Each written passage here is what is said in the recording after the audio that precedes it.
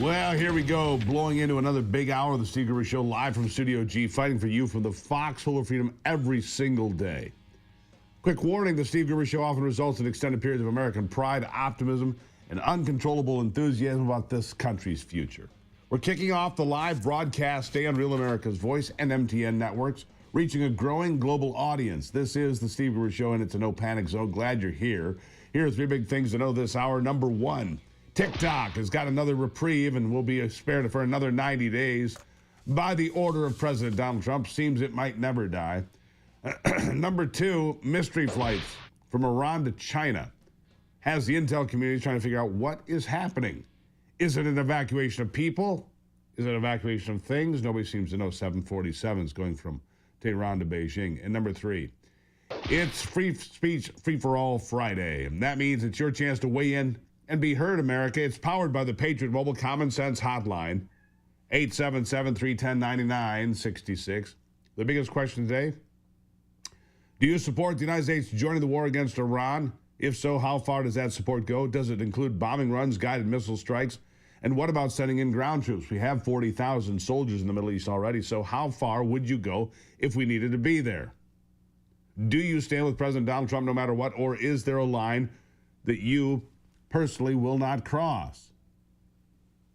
Patriot Mobile Common Sense Hotline, 877-310-9966. 877-310-9966. Now, having said that,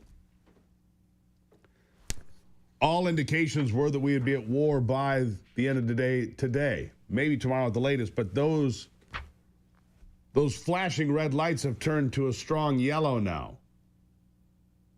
Seems Iran is ready to talk. It seems that maybe, just maybe, excuse my voice, maybe Donald Trump has finally run them into a corner and put them in a place where they realize they cannot win. That Fordo and their other nuclear facilities will be destroyed by 35,000-pound bunker busters. Maybe.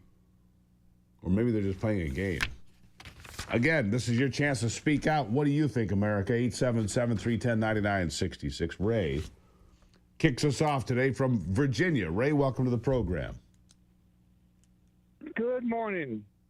Hey, look, everybody's got this stupid thing about bombing.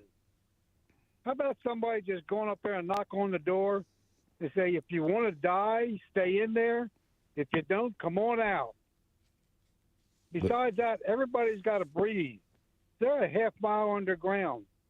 Find the electric, find the sewage and water, cut the air off. They're going to come out then.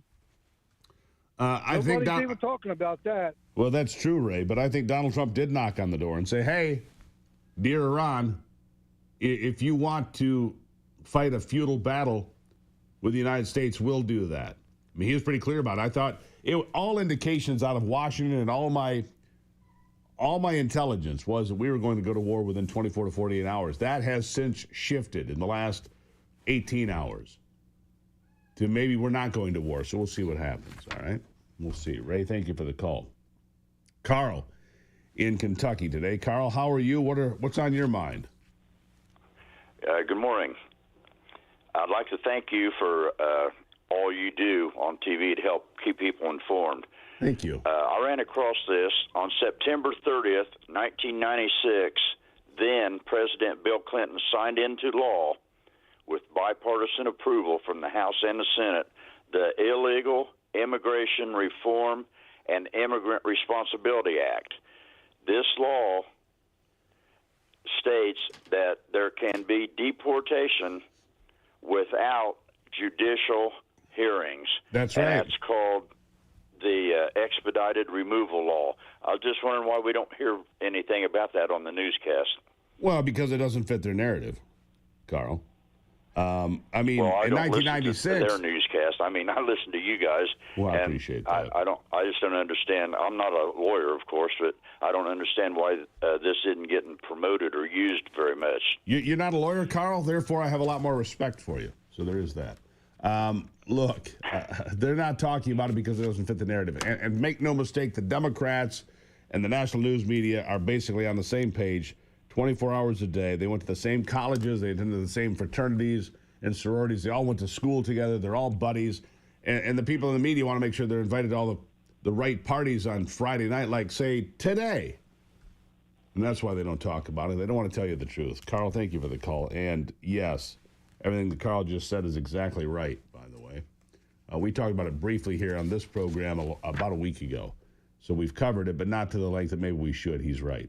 Let's go west to Idaho. Steve is there. Steve, welcome to the program.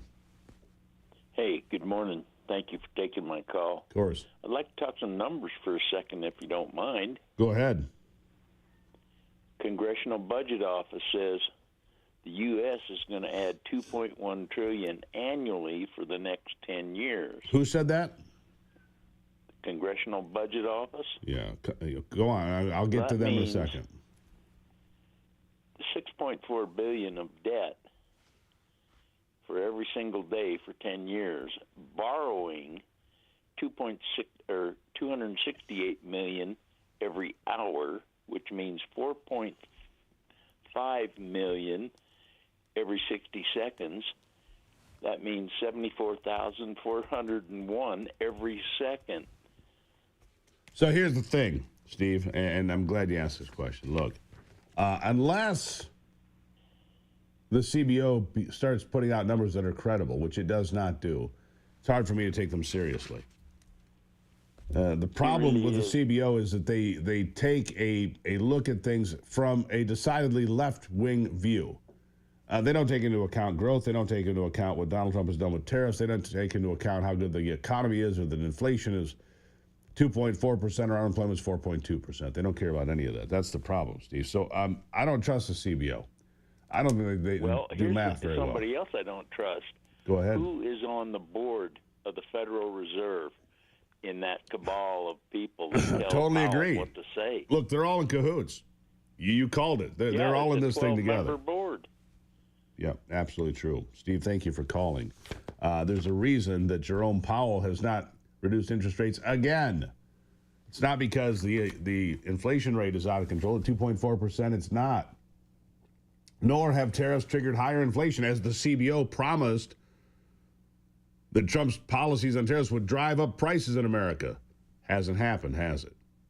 No, it has not. Lee in North Carolina. Lee, how are you? How you doing? I'm doing well. What's on your mind? Yeah, hang on a second. Yeah, this is off the subject, but due to your insistence, I called Pure Health Solutions. All right. And I want to know, are they the real thing? Because I'm getting ready to get into something where I can't get my money back. Well, I understand. Look, it worked for me in 2018. Are you watching me on TV? Check me out, Lee.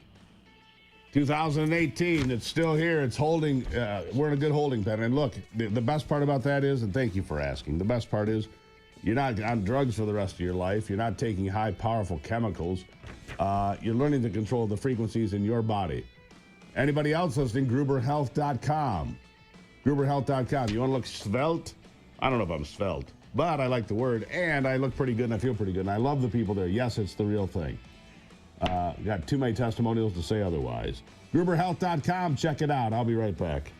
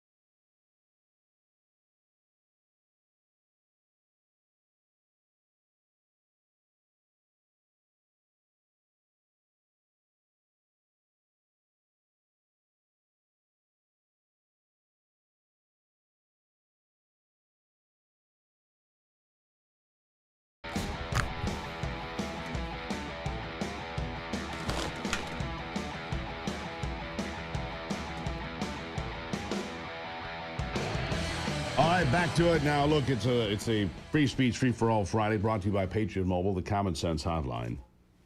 And we do this every week so that you can weigh in on the big topics of the day. And right now, the conversation clearly is about whether or not we should be involved with what's happening in the Middle East. And there are a number of Trump supporters who are not pleased with the idea that we would go to war or join the war between Israel and Iran. But the fact of the matter is we're already involved. We are involved from day one. Donald Trump gave the green light to that deal. Don't think for a second that Israel acted unilaterally. They did not. They got approval. They got the green light from Washington, that's for sure. Anything else on your mind is also a free game, as we learned from Lee. You know what? It's Free for All Friday. It's your time to be heard. Steve, you're in Illinois. What's up? Well, I don't think Trump is going to get us any more involved in the Iranian situation. I don't think he's going to bomb anything. He might have put doubt in the Iranian regime's minds because he has done, some, limited strikes before. But I don't see him doing a limited strike into Iran. Let Israel do the dirty work. I think 100% Donald Trump would have gotten involved. Israel does not have the equipment to lift a 35,000-pound bomb and drop it. We do, with B-2 stealth bombers and B-52s. And if we had to go after Fordo or some of these other reinforced facilities, but Iran's coming to the table today, so we'll see. I don't think he's going to do it. Well, he might not. I don't think he might not now. Because but I will tell you this, Steve, there's no question. There's going to be negotiations today. The Iranians have come to the table. There are going to be negotiations today. If they don't give the keys to their nuclear facilities, it's either we get involved today or we get involved sometime down the road. There's no debate maybe here. Down the road, but not today. Maybe not down today. the road, but not today. No, there's negotiations today. I agree with you on that, Steve. Thank you for calling.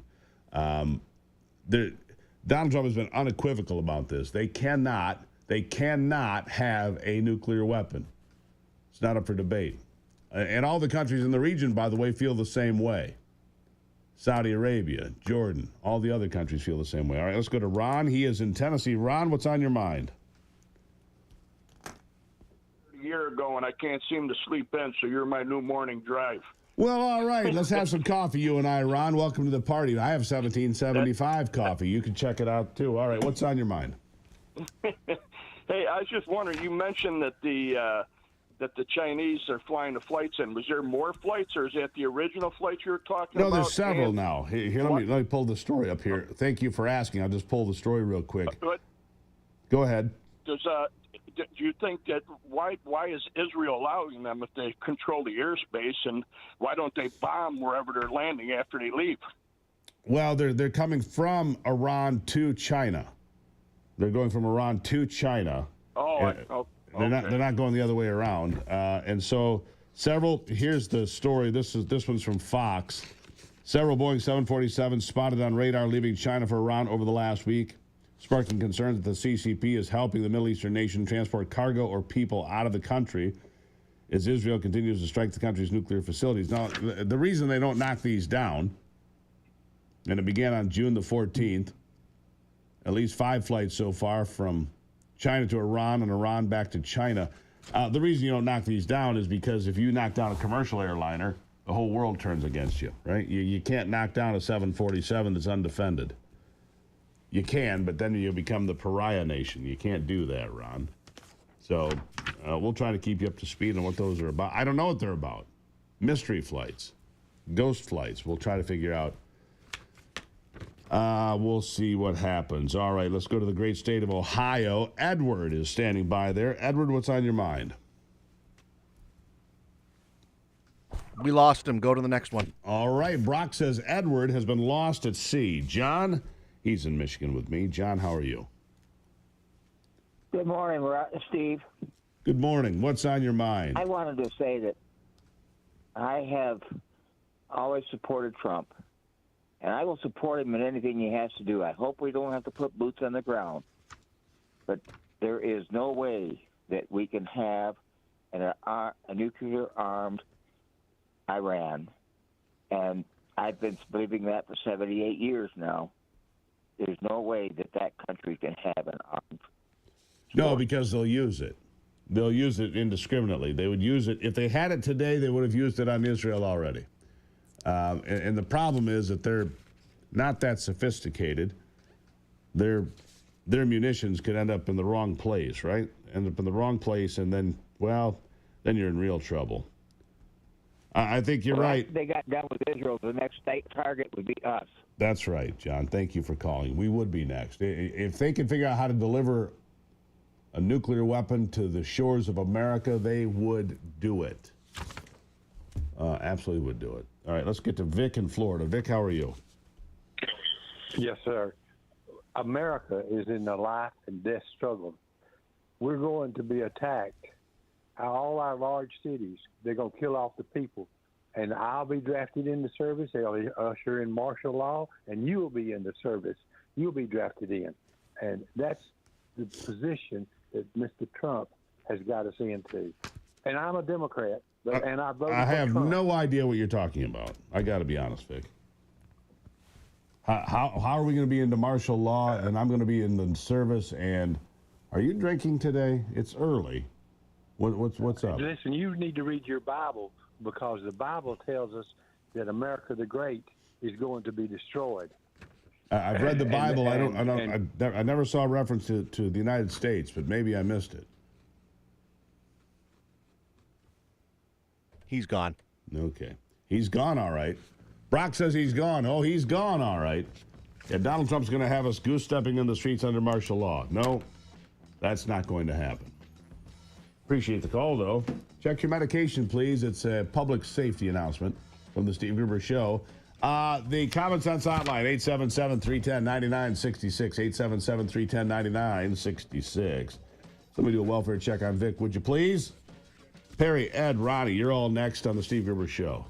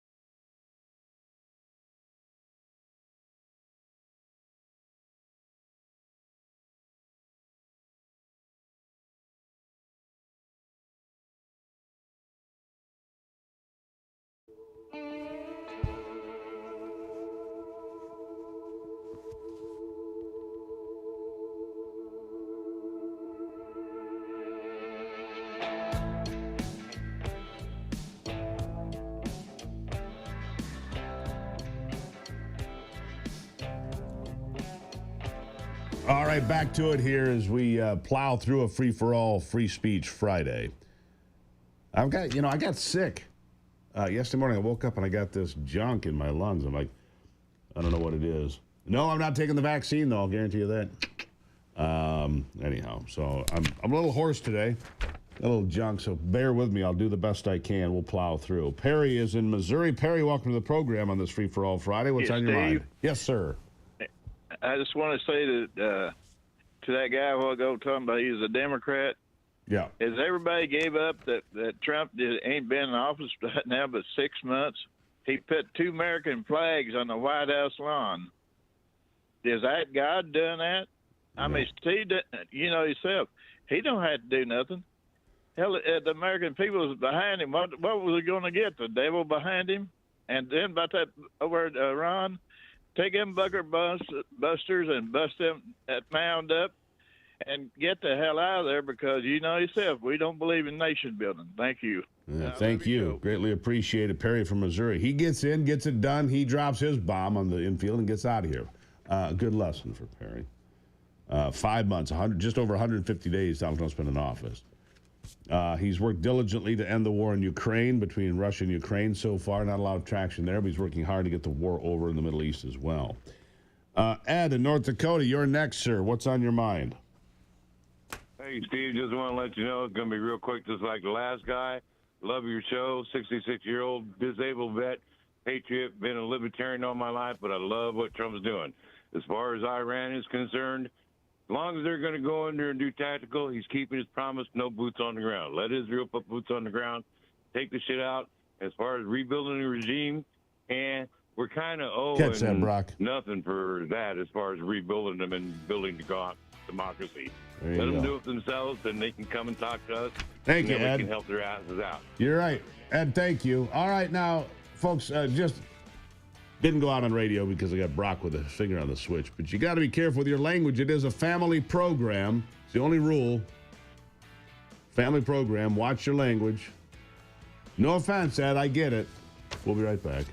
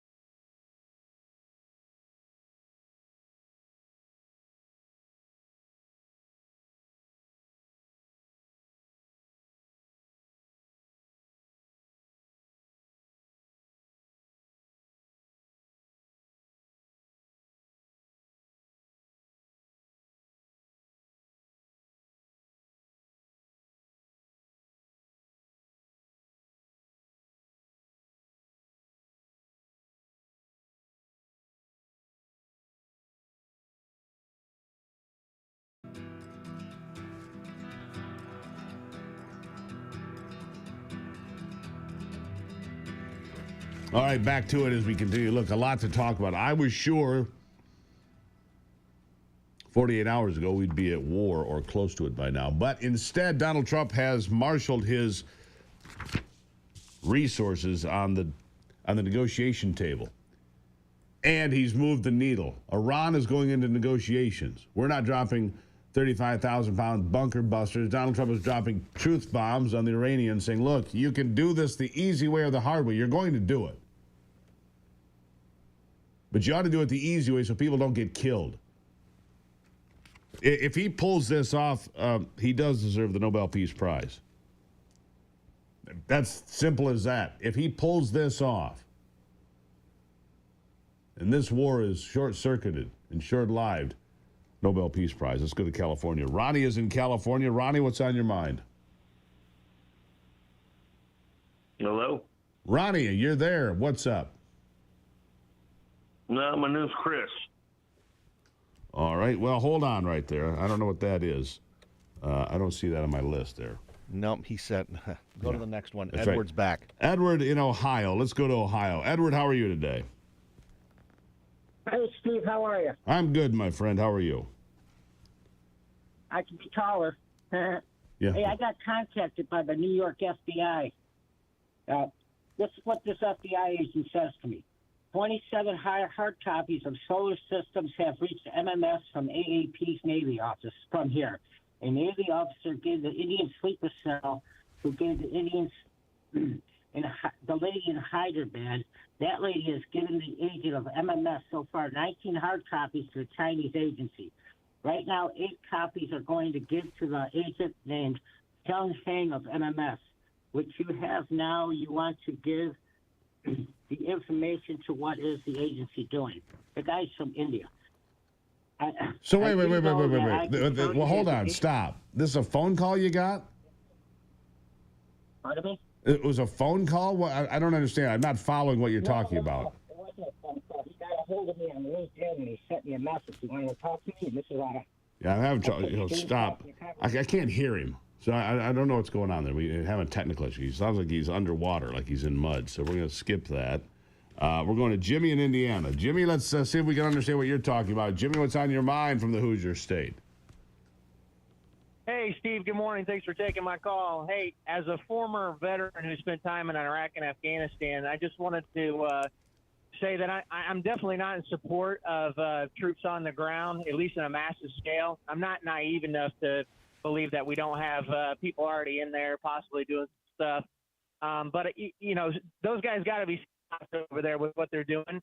I think that we have the resources and the means and the technology and a little bit of that I saw in my time serving that we could get that done without influx of massive troops on the ground. I just don't think there's any scenario where we really ran out on that and we just end up losing American lives. I agree with that right now. We cannot allow Iran to have nuclear weapons. That's a line that cannot be crossed. But unlike Barack Obama, Donald Trump isn't dropping $1.7 billion in cash on the tarmac. No, he's not doing that.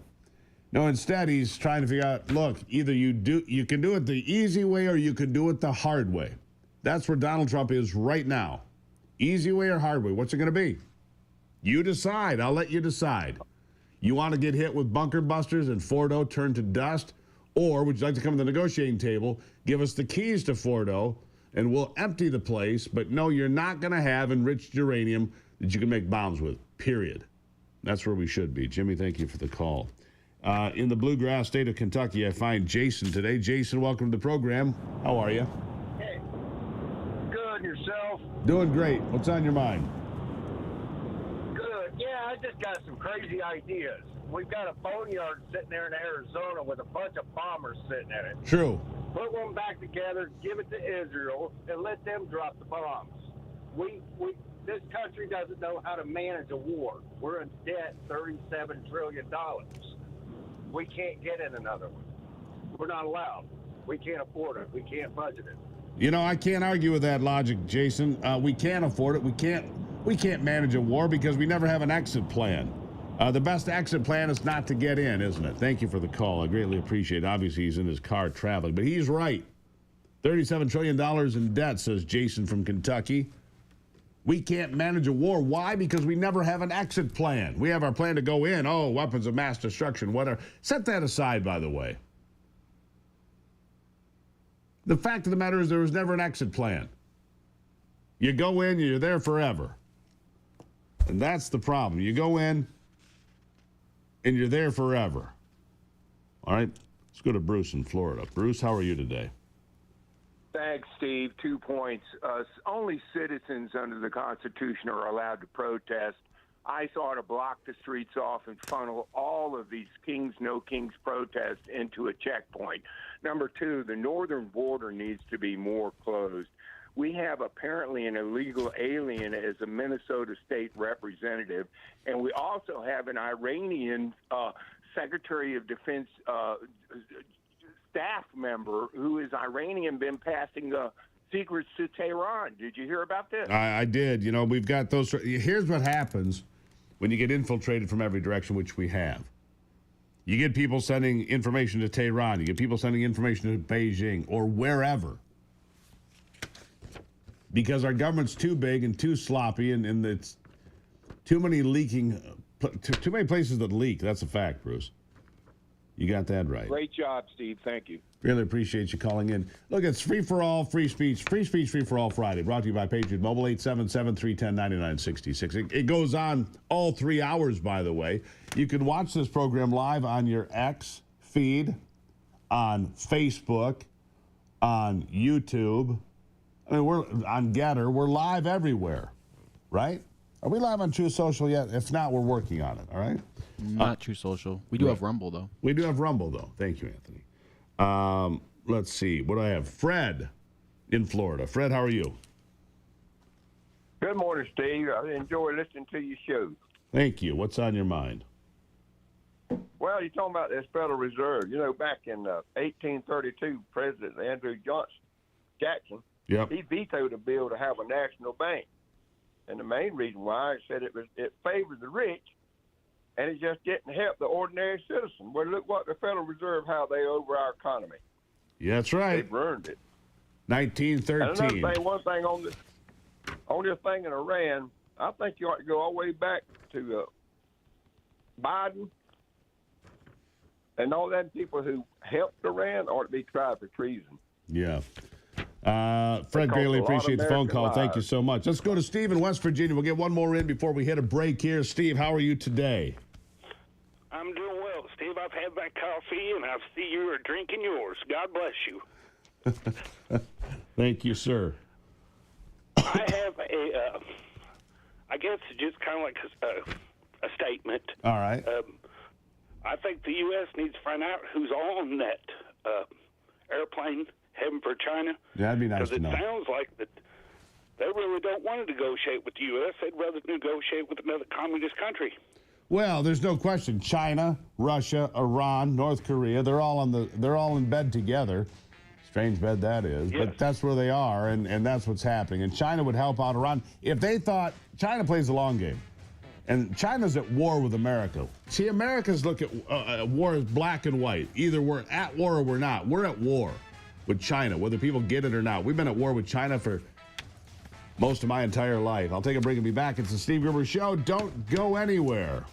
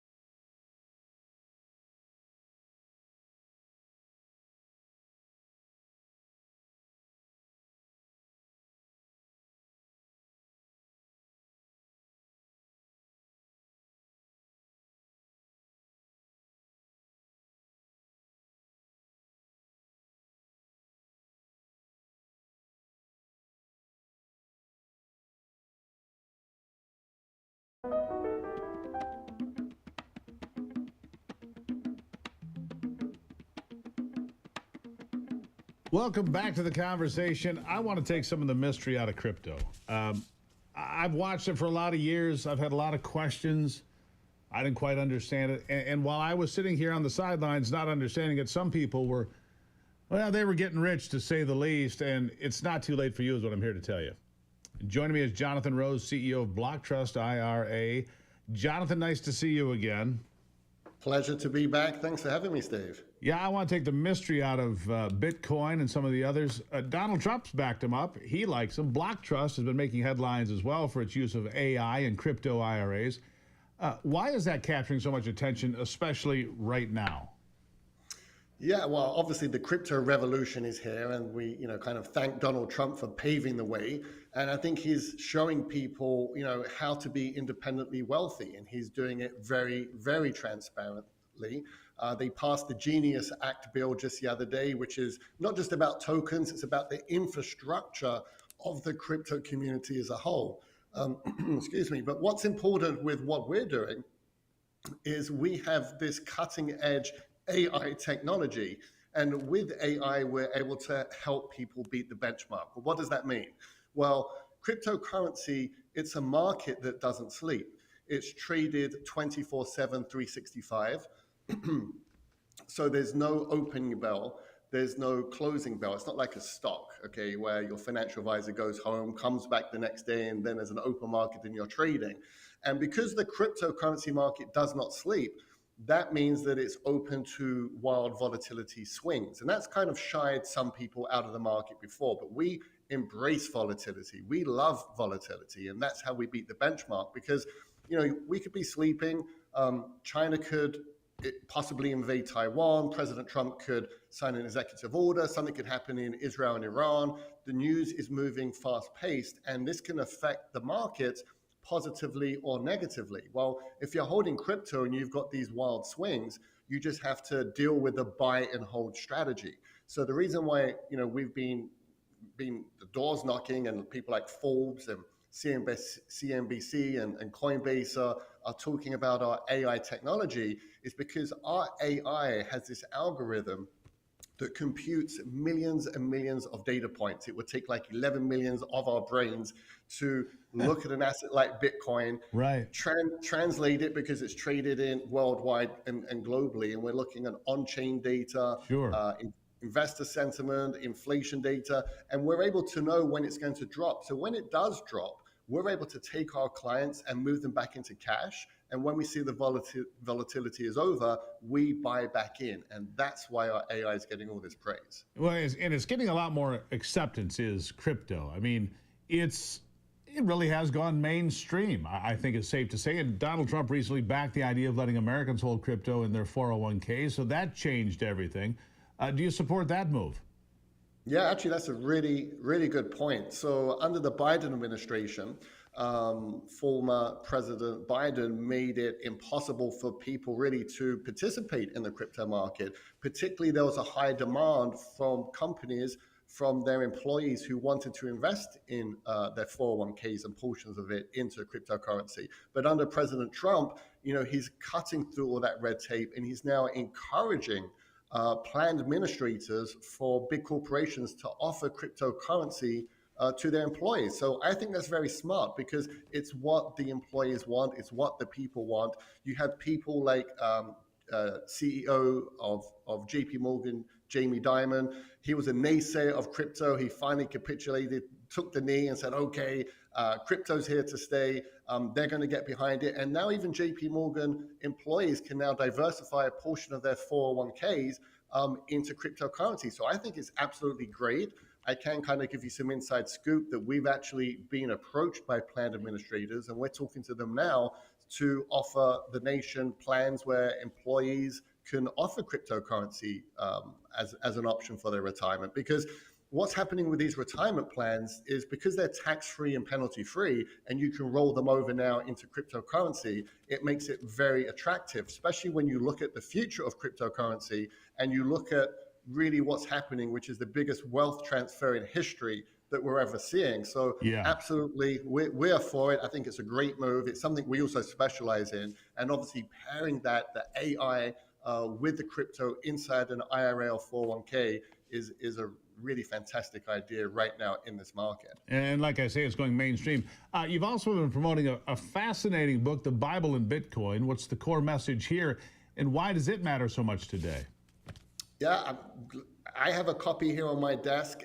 I can't take credit for this book. It's something I read. It's The Bible and Bitcoin by Pastor Alan Armstrong.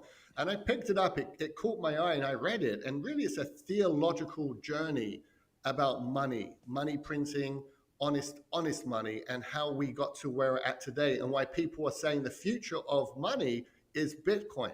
It's a very, very interesting read. I picked up a lot of copies from the publisher, and I'm going to actually offer this book for free to your audience. We'll even cover shipping and handling, because it's a great kind of a gateway transition into understanding cryptocurrency. Like you said, some people are still getting to terms with what is cryptocurrency, Sure. How is it used, why do I want to have it in my portfolio? So it's a good theological journey about understanding the principles of money, and a good, again, getting an education and understanding of why you want to have an asset like Bitcoin in your retirement, whether it be an IRA or 401k or any type of retirement plan. Sure. And Block Trust IRA, guys, named the #1 crypto tech platform by Bitcoin Magazine. They offer up to $200 million of protection. Their clients see returns sometimes as high as 250%. Whether you're a teacher, a truck driver, you're a retired small business owner, it's your time. And you can also get up to $2,500 in bonus crypto when you sign up now. All you have to do is go to SteveGruberCrypto.com. Plus, you get a brand new free book right there from my good friend Jonathan Rose. There it is. Hold it. There it is, Jonathan. Hold it up. SteveGruberCrypto.com. Jonathan, greatly appreciate you being here as always, my friend.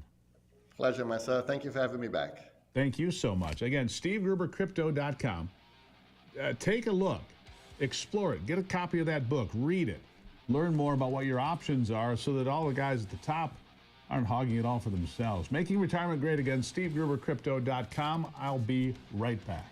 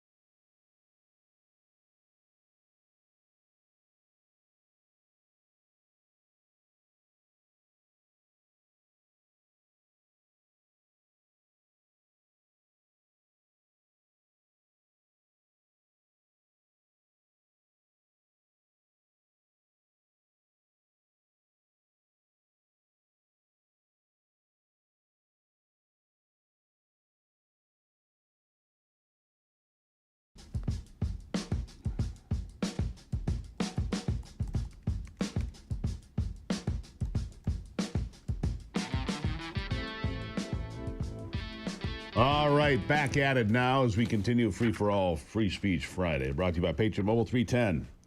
877-310-9966. Chris is in North Carolina. Been patient. Chris, how are you? I am doing great. How you doing? I'm doing well. What's on your mind? I just got a scenario question, nothing about Iran, Israel, whatever. All right. But if Trump came out today and said he decided he was a woman, okay, a gender woman, transgender woman, do the Democrats have to support him? Yeah, apparently. Would he have long golden hair like Goldilocks? Or? All right. Do they have to support him, and they're going to be with him, and who will he be the first woman president? There you go, Chris. So Hillary Clinton. Chris, you AOC, got to lay off. You got to lay off the meds, Crockett dude. You got to stop playing in the medicine cabinet. I appreciate the phone call. It's cute. All right, Judy in Michigan. Let's see if we get Judy. How are you today? Chris is thinking that Donald Trump's going to dress well. up. Thank you, Steve. I'll go ahead. Yeah, thanks. Listen, I am calling because this is an issue that's not getting enough attention, and you have a national audience, including Trump, in the 35th district, Senate district in Michigan. There is a seat that has been vacant for 6.5 months, and Whitmer refuses to call a special election because the power will shift. It will be even if Correct. she calls a special election, and it will be filled by a Republican. Correct again. WJR channels 247 are all lefties, and they will not hold her feet to the fire. So you have this huge population that has been unrepresented for 6.5 months. So I am hoping that this lights a fire under somebody to really, force It's her politics, to though, hold Judy. this Here's the special thing. election. There's no requirement from the Michigan Constitution when she has to call that special election. I agree with you. She should do it, but she doesn't have to do it. And it's politics. They've got the advantage. They use it. Then we need to get her face on the news every day. I appreciate that. I got to jump. We've got several more calls to the line. Peter, Jennifer, Brad, so many more coming up after the break here on Free for All Friday on the Steve Gruber Show.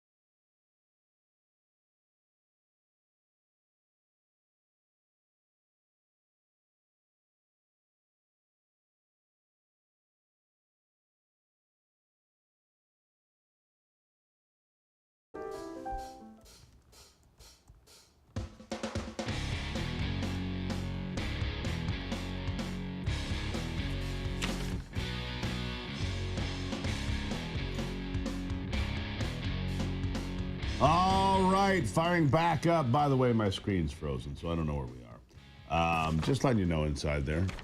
Live from Studio G and fighting for you from the Foxhole Freedom. Here we go into another brand new hour of the Steve Gruber Show. The Steve Gruber Show often results in extended periods of American pride, optimism, and uncontrollable enthusiasm about America's future.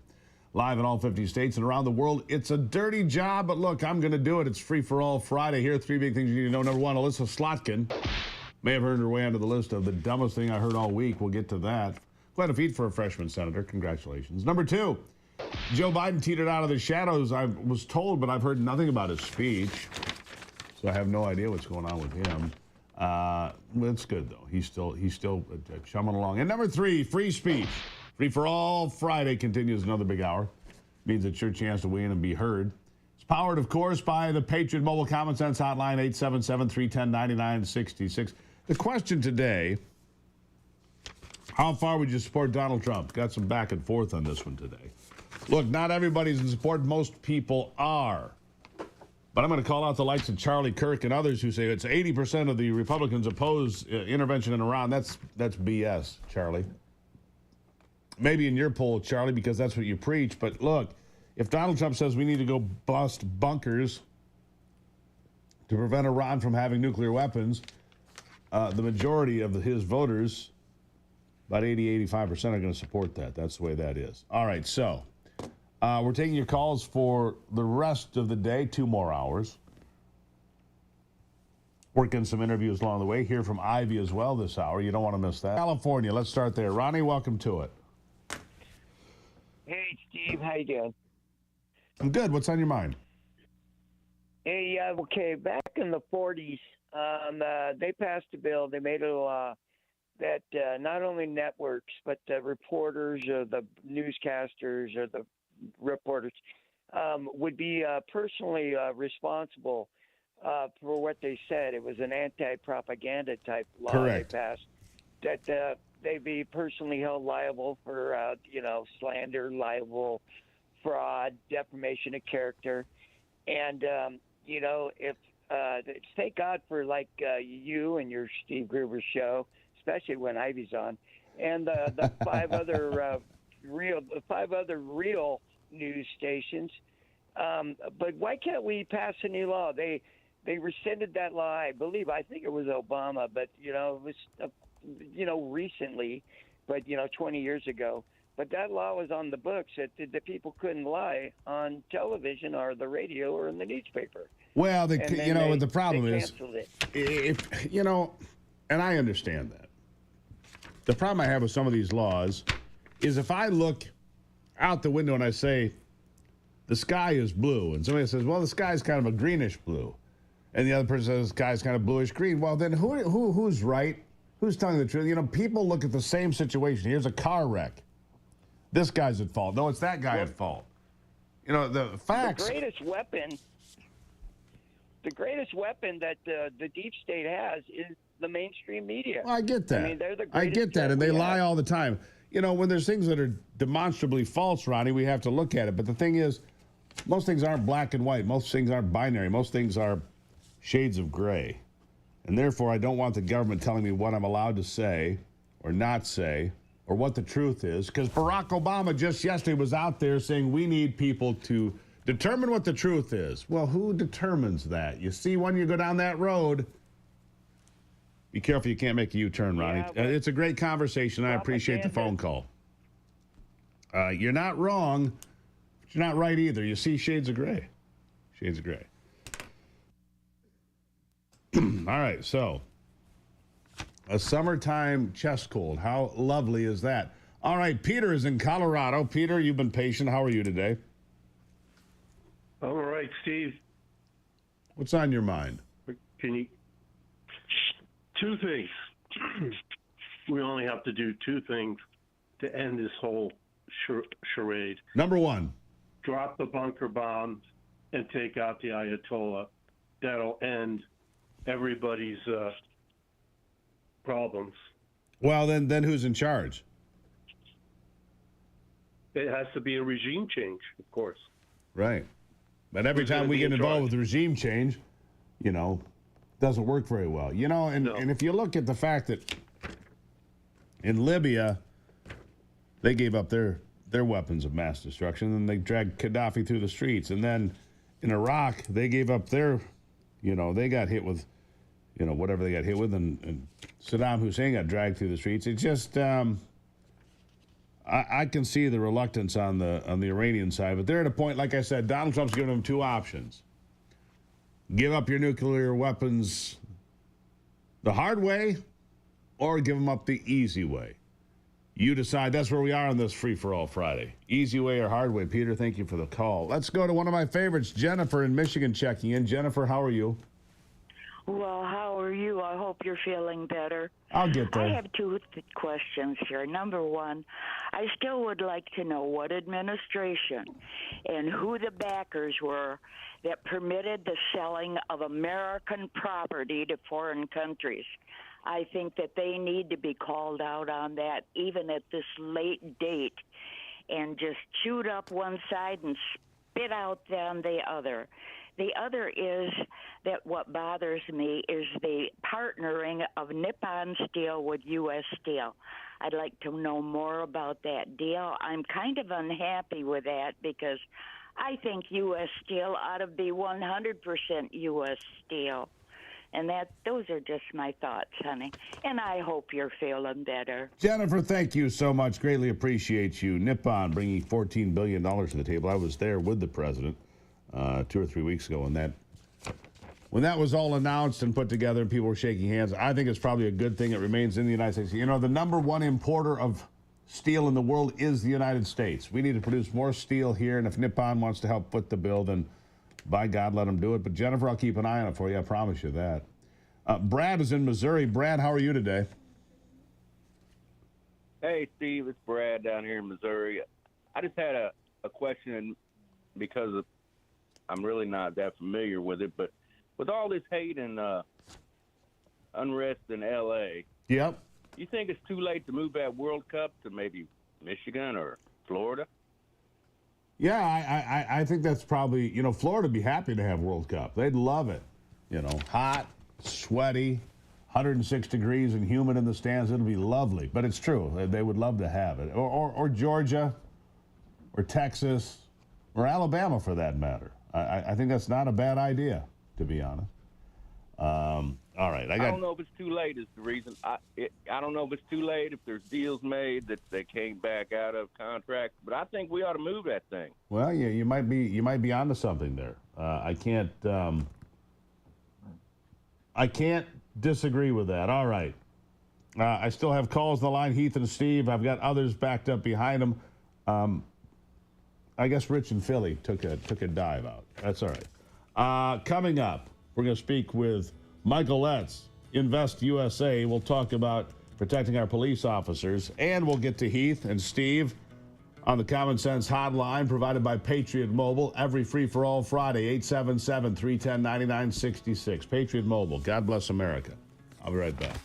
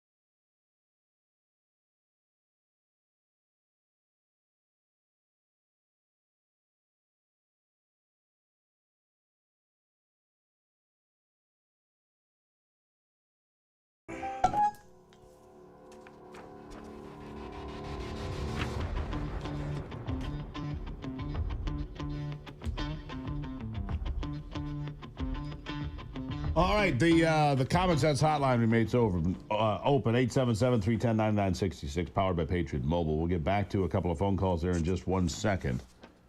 First, I want to bring in Michael Letts, though. He is founder, president, and CEO of Invest USA. It's a national grassroots nonprofit organization that's helping hundreds of communities provide thousands of bulletproof vests for their law enforcement.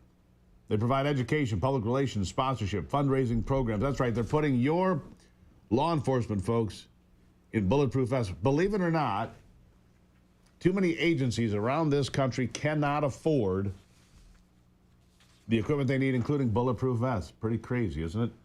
Michael, thank you for being back on the program. It's been a bit. It's always a privilege to be with you, Steve. Thank you for what you're doing to make sure America knows the truth. Doing a heck of a job. We respect you for it. Well, thank you for that. Okay, so big win. Donald Trump wins a unanimous decision out of the Ninth Circuit Court of Appeals, the most liberal court in America. The Ninth Circuit Court of Appeals, unanimous decision says, yes, Donald Trump has the right to federalize the National Guard. Doesn't matter if Gavin Newsom doesn't like it. It happened yesterday. What do you say? Well, quite frankly, I think that was the only decision the court could make. If we're going to start allowing governors to be the commander-in-chief, we better not ever get involved in a conflict, Steve, because it'll be disastrous for us. And on this particular issue, it should come as no surprise. The president was very clear. We're going to deal with these insurgencies and these riots. And that's what they are. They are not protests. They're insurgency riots. He signed in the Insurgency Act to do so. And quite frankly, that allows him the opportunity to use whatever military resources, as well as any other resource necessary to contain them. We're doing that now. And quite frankly, he made the right decision. It's time to put an end to this, Steve. Yeah, it is. You know, people are sick and tired of seeing what's happening in L.A. and elsewhere. Apparently, the No Kings folks are going to try a second protest because their first one didn't work very well. So they're going to try for the 4th of July. For the 4th of July, they're going to try a No Kings protest. I don't see much luck with that. But let's talk about the fact that law enforcement in America doesn't have enough protection. That these local agencies that are understaffed to begin with, many of them, and at the state level and county level as well, understaffed, not enough law enforcement out there. And why would anybody want to take that job today? Getting spit at, cursed at, stuff thrown at you, piece of concrete. But they don't have enough bulletproof vests. That's where Invest came from. That's why you did this, right? Correct. To give you quick statistics, we started 32 years ago in 1993. 52% of cops had no vests at all. Now, the only vests that were available at the time were called concealable vests. Those are the ones you wear under your uniform, but they'll only stop a handgun. That was the only technology available.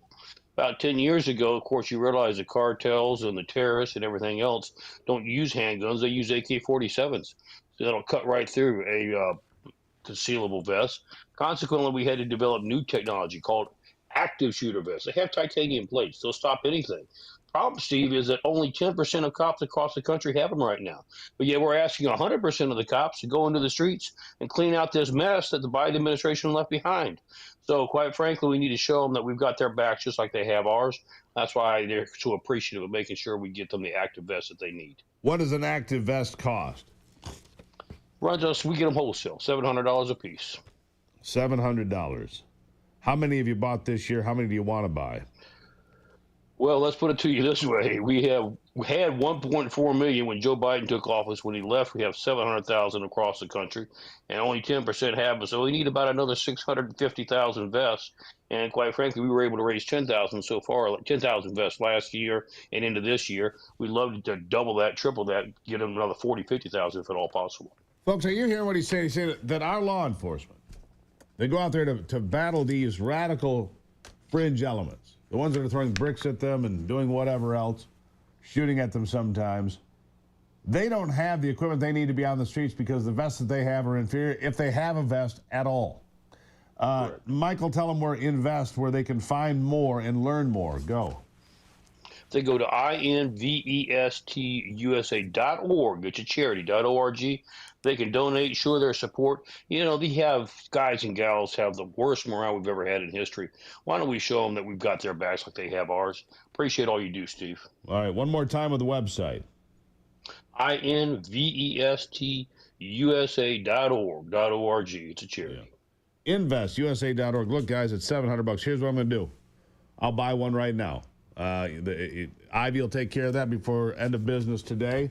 Michael, I'll put one up right now, and I challenge you out there. If you can put up $1 or $2, whatever it takes, let's get our people geared up properly. It's a remarkably sad state of affairs. We spend billions of dollars on illegals in this country, and we don't have vests for our law enforcement on the front lines. Inexcusable. Tragic. Michael Letts, thank you for being here. Thank you so much. God bless you. God bless America. God bless you, my friend. All right. Invest, I-N-V-E-S-T, USA.org. Ivy's going to buy one of those in our name today. And I challenge you to do the same or get some friends together.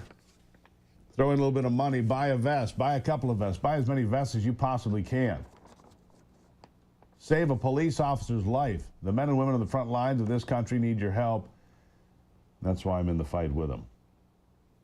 This part of the program brought to you by Hillsdale. My friends at Hillsdale, they're offering something for free. So if you buy the vest, here's your bonus. Here's your free part. 40 free lessons online about the Constitution, C.S. Lewis, the Declaration of Independence, Christianity in early America, and why Congress works the way it works. More than 40 free online courses. They are so well done. Binge watch this weekend, and then give me some feedback. After you binge watch Hillsdale, and you find out about freedom in America and how our system compares to the communist systems and why our system is better and why America has done great things forever.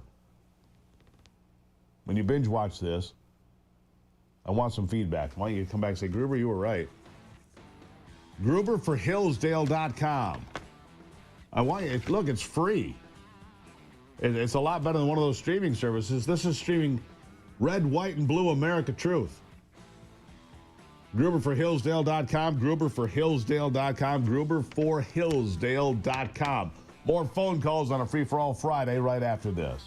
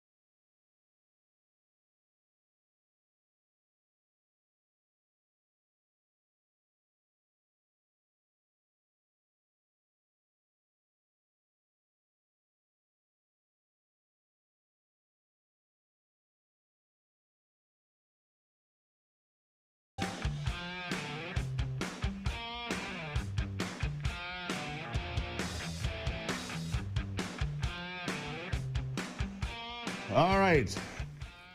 Here we go back into it, phone calls. You know, this whole having a chest cold in the middle of summer. This is no fun. All right, let's go back to the hotline, 877-310-9966. Heath is in Florida. He's been patient. Heath, how are you?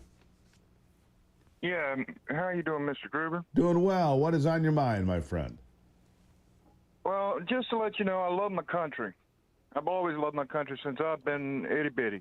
My grandfather was an Air Force pilot, mechanic for 21 years. He instilled, being true to my country. And I've done this research and everything. I want you to let me know if I'm right or wrong. But didn't the forefathers put into the Constitution that we can actually do a 2/3 no confidence vote in the government and completely eliminate the government and rebuild from scratch? Because the government, to me, is too big to fix. And I think the forefathers saw this coming, and they knew that we would have to do something to, basically hit the reset button. You've got an Article 3 Convention of States that sounds pretty familiar to what you're saying here. As far as what you're saying, we the people can call a constitutional convention. There's a mechanism to do that. And that would be the reset, or you could water the Tree of Liberty. wouldn't they get rid of all the people that are underneath that weren't voted in, been fired as well? Well, Heath, I'm going to do some reading here, and I'm going to find out. I'm going to get back to you on this question. Send me an email on it as well, if you would, please, because I'm going to go find information on it, all right? So, Heath, greatly appreciate the call. Let's go to, and I will. Steve and Jamie, hold tight. I will get to both of you right after the break. Steve and Jamie, just sit tight. I'll get to both of you in just a moment here.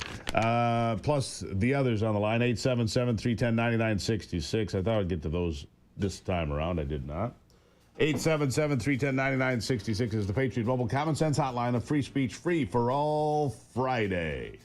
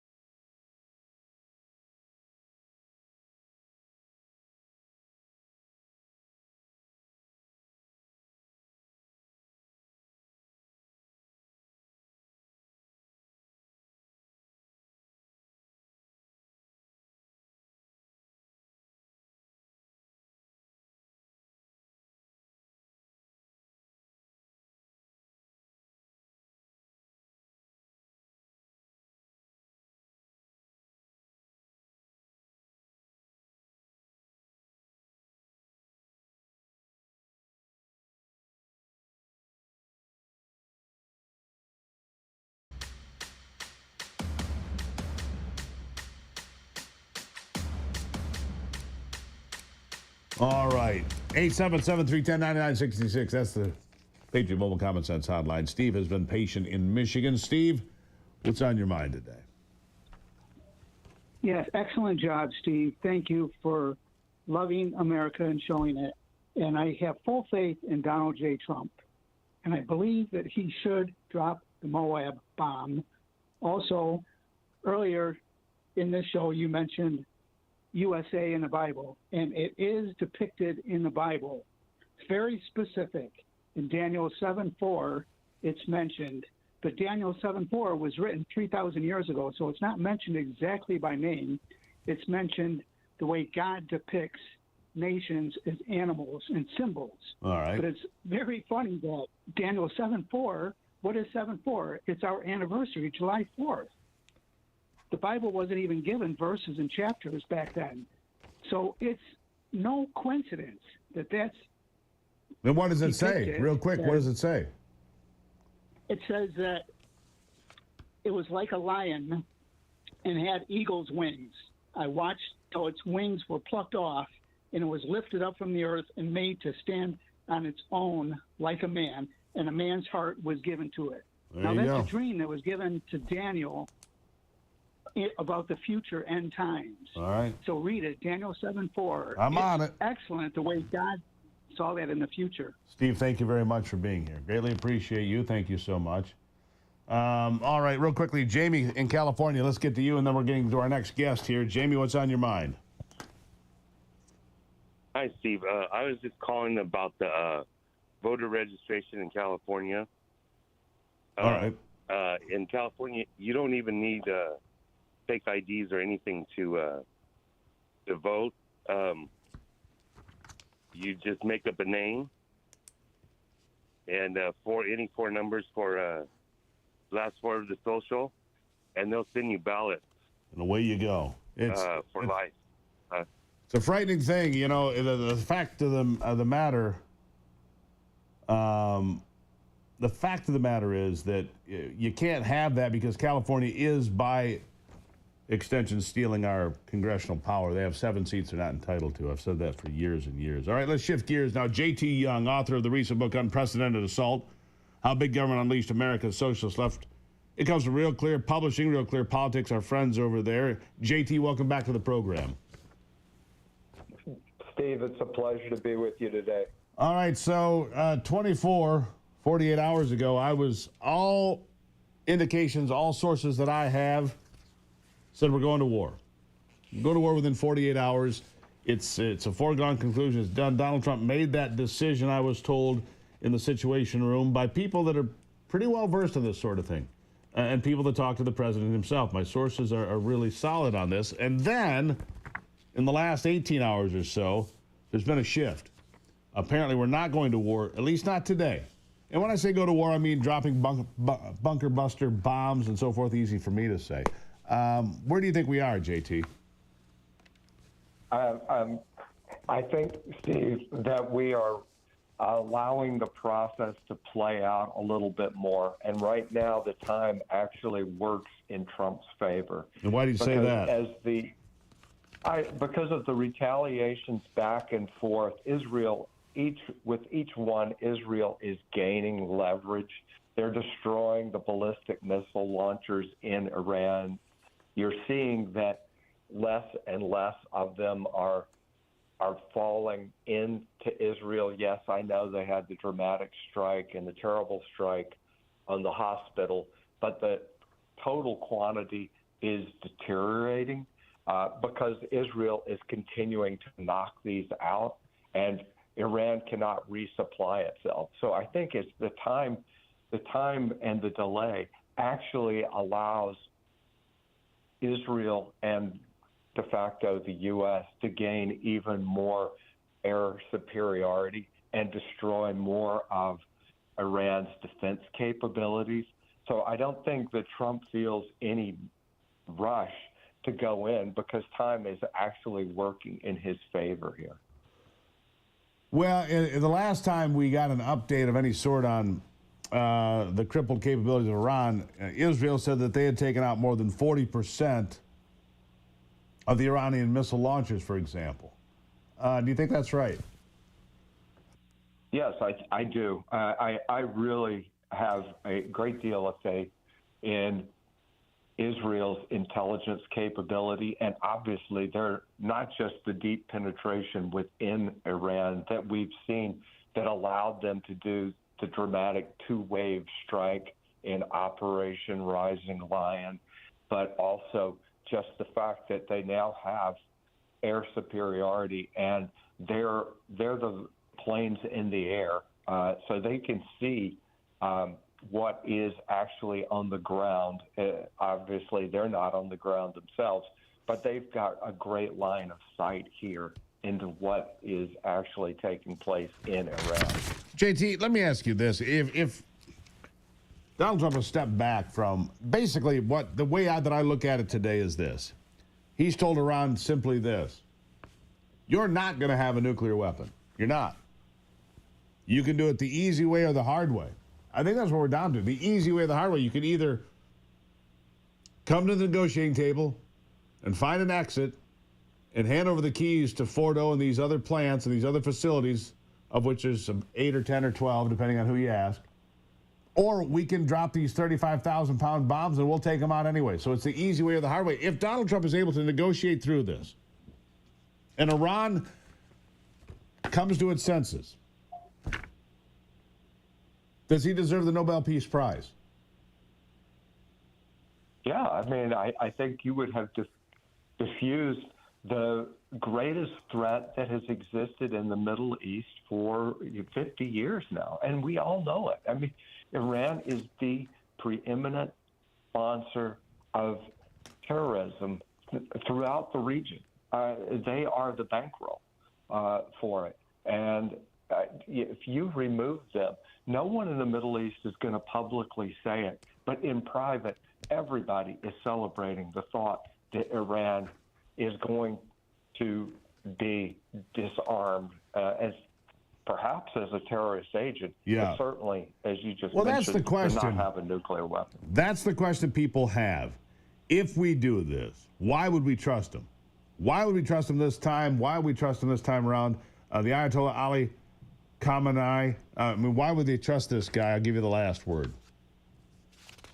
I don't think we have. I think we go back to the Reagan theory, which is, in this case, I don't know that we do trust them, but I think that we force them to submit to verification. So the old trust but verify that Reagan had put in regards to his foreign policy, I think in this case is we probably don't trust completely and can't. But I think what we would do is that we demand that much more in verification. Yeah. You got to open the doors, give us the keys, whatever the case may be. JT Young, greatly appreciated. Thank you for the common sense injection here today. Thank you, sir.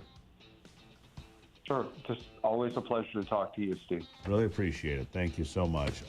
Coming up, somebody that's always a pleasure to talk to, my wife. Ivy will be here with her unique take on the world around us on a Free-for-All Friday. Don't go anywhere.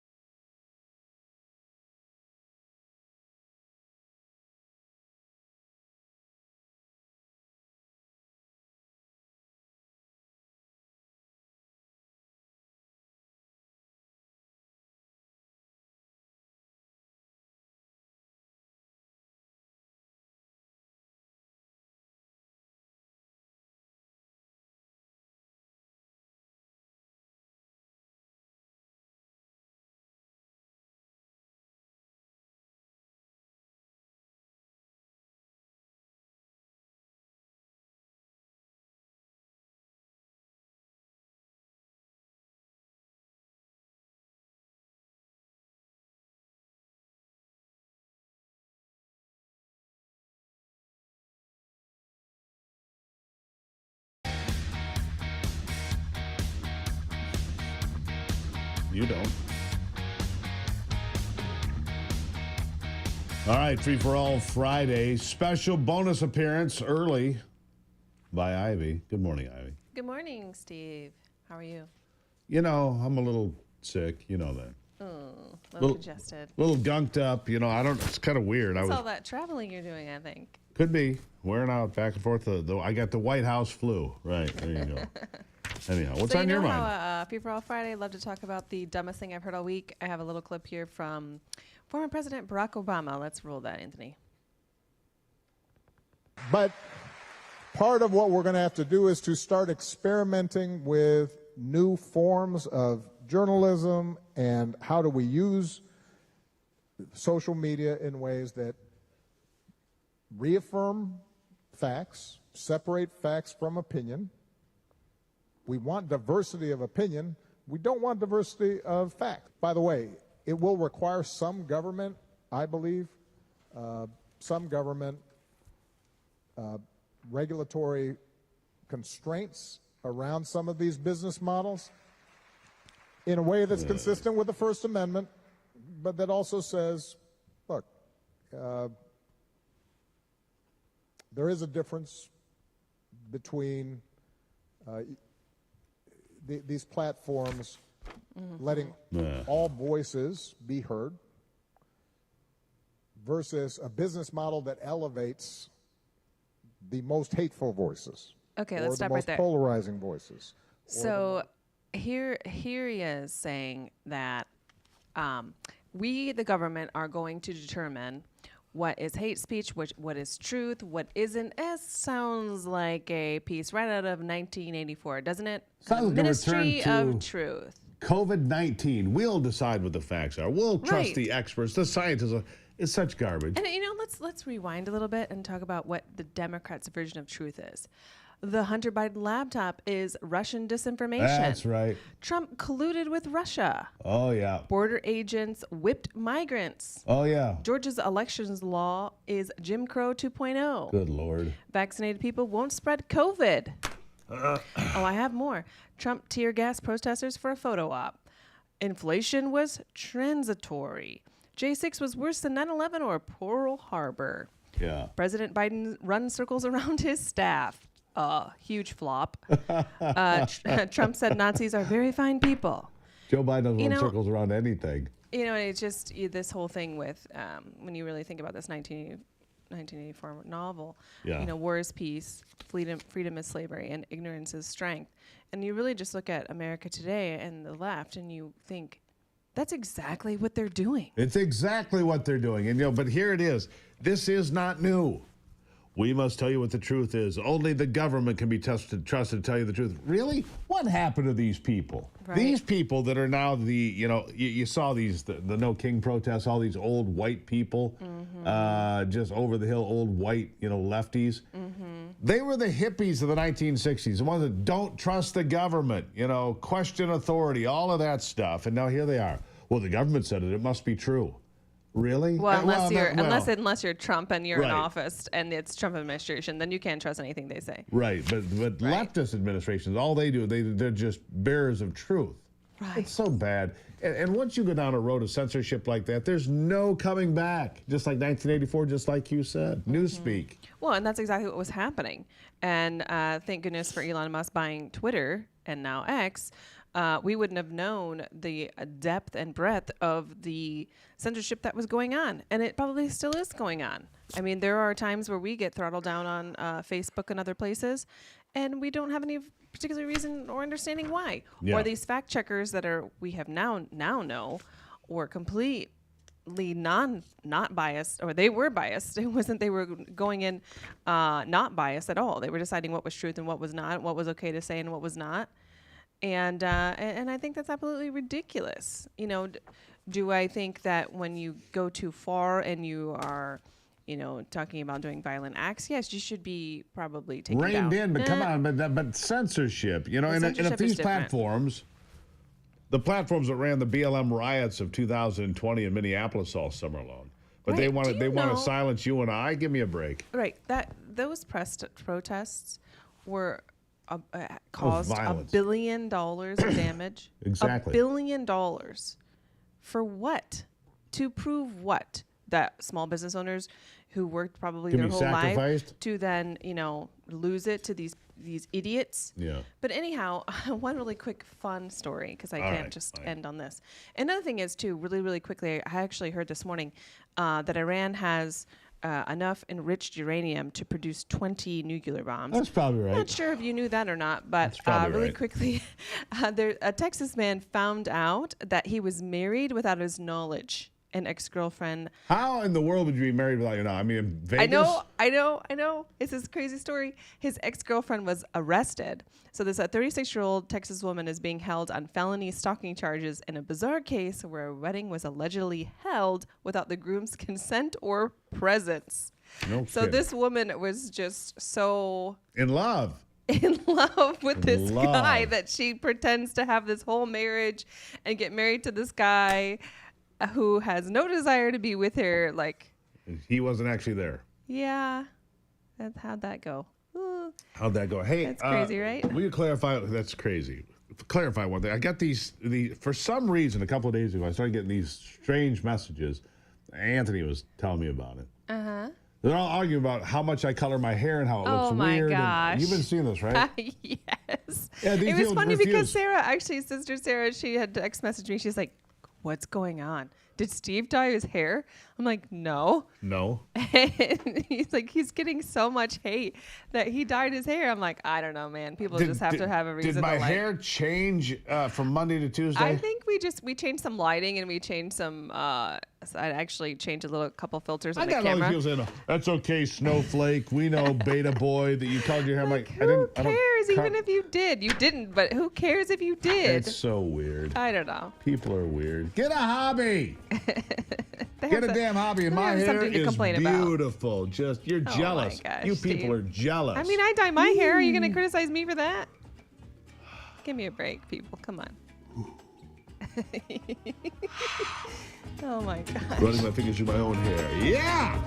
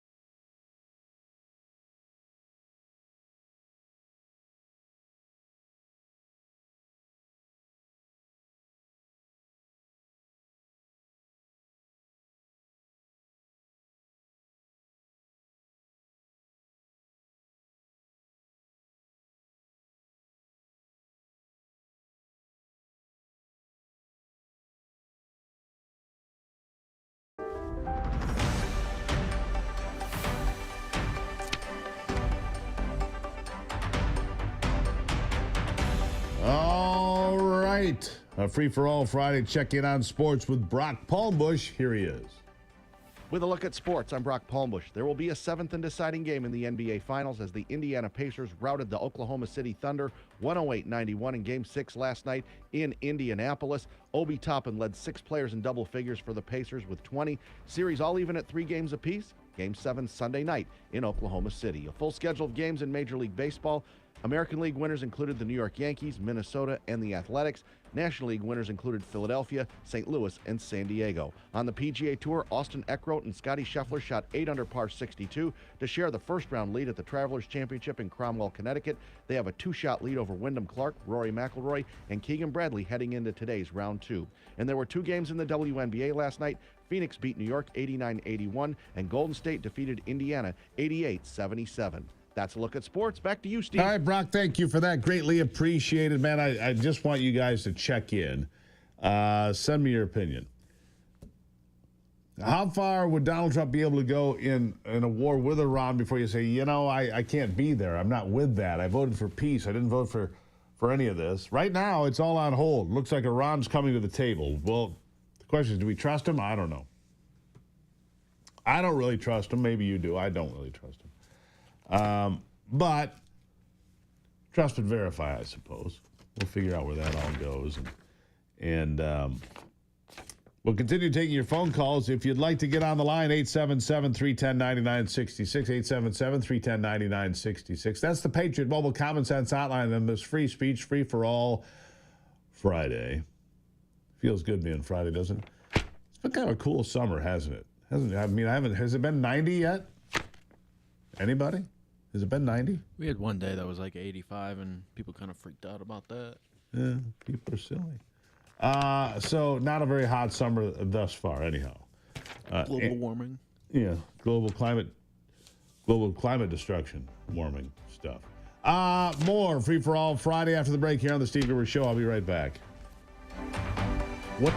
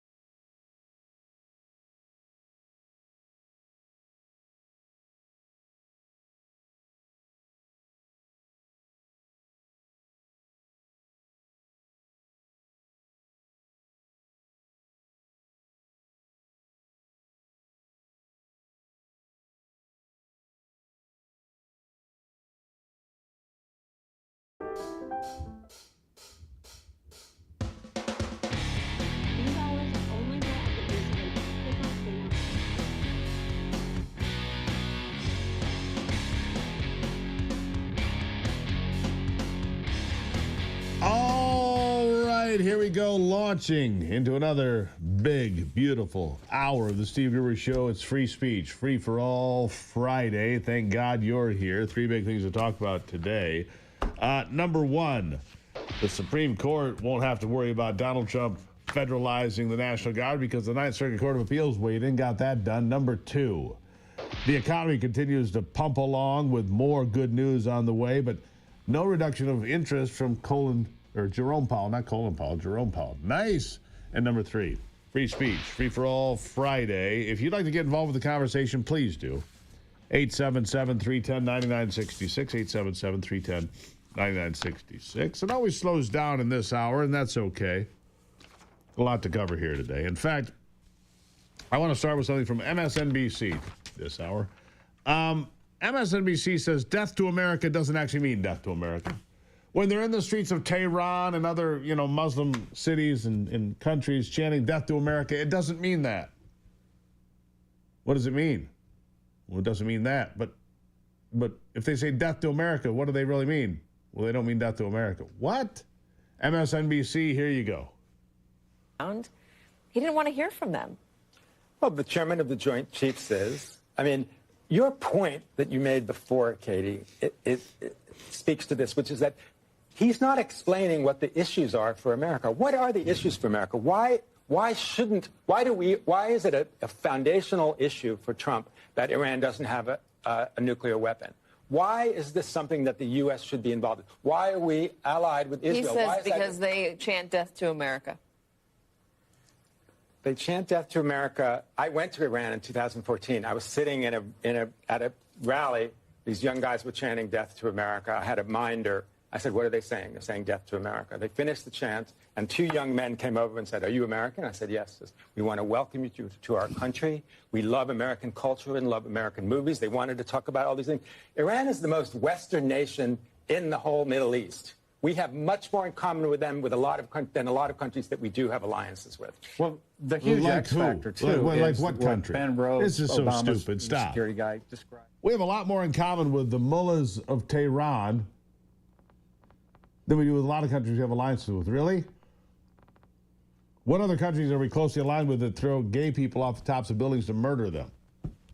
Where women are beaten in the streets if they don't do exactly as they're told. Where women are not allowed to go to school or to drive a car or to leave the house without their husband or without permission. Where exactly are those alliances?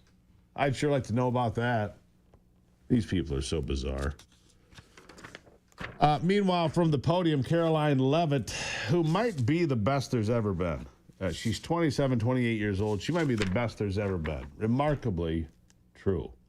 Smashing Jasmine Crockett for her hateful comments toward anybody that voted for Donald Trump. Here she is. Really quick on Jasmine Crockett. She said, I believe, that Trump supporters are mentally ill before calling for bipartisan support against the president. Can you respond to that, especially considering she's a rising star in the Democrat Party right now? She is a rising star. It's quite something to behold, actually. I hope that she continues to be a rising star for the Republican Party, at least. I think it's incredibly derogatory to accuse nearly 80 million Americans of mental illness. The last time I checked, Jasmine Crockett couldn't dream of winning such a majority of the public as President Trump did. And the America First movement, which President Trump has built, is filled of hardworking patriots, the forgotten men and women, business owners, law enforcement officers, nurses and teachers, and middle America, as we all know, from where you all grew up, outside of this beltway. That's who makes up this president's movement. And Jasmine Crockett should go to a Trump rally sometime and she can see it for herself. She should go to a Trump rally to see it for herself. I don't think that's a bad idea. Don't think it's a bad idea at all. Caroline, just killing it again, right? Here's something from a couple of days ago that I didn't play for you. I want to jump to bite number 6 here. Michigan Senator Alyssa Slotkin has become I don't know, a parody already. The freshman senator from my great state of Michigan has become a parody onto herself. Really, I mean, she tried to attack Pete Hegseth, right? Listen to this. I love the military. I served alongside my whole life, so I'm worried about you tainting it. Have you given the order? Have you given the order that they can use lethal force against honor? I want the answer to be no. Please tell me it's no. Have you given the order? Senator, I'd be careful what you read in books and believing it, except for the Bible. Oh, my God. Oh, my God. He believes in the Bible? Yeah, it's crazy, right? He believes in the Bible. Yes, he does. And as a result of that, she just mocks him. All right, so here's something. A change in the White House has been, well, it's been not just a change, it's been transformational. Does that make sense? It's been transformational. The difference between the last administration flying pride flags on Flag Day to American flags in a military parade on Flag Day, right? But here's something even more. Christians on Wednesday inside the White House singing. I don't know how long it's been since we heard something like this. Listen to this. Bite 5. How great thou art. One more time.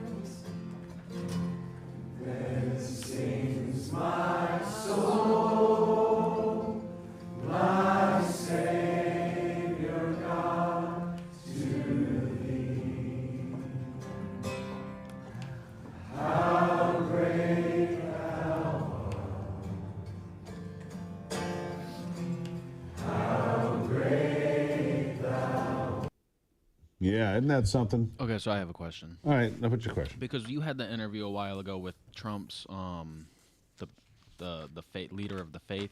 Yeah, person from the or faith whatever. office, right. And we had a lot of people actually commenting on that, saying that there needs to be a separation of faith and of religion and government or whatever. I'm not saying I disagree with that, but what are Well, what would you as say long to the that? way You the mean First church Amendment and state? reads, people misread that all the time. They say freedom of religion means freedom from religion. That's not true. It's freedom of religion. And simply put, what that means is that the United States government cannot have an official church, like the Church of England was the official Church of England. We can't have that. Congress shall make no law respecting an establishment of religion. Singing Christian songs in the White House is not an establishment of religion. No law representing. So you can't have, the American church like you had the Church of England. You can't have that. That's all it says. And so people are wrong about that all the time, but it's a good question. You like my answer? Makes sense, yeah. Yeah. I just want to hear your thoughts on that. An establishment of religion. It said, not from religion, freedom of religion. All right.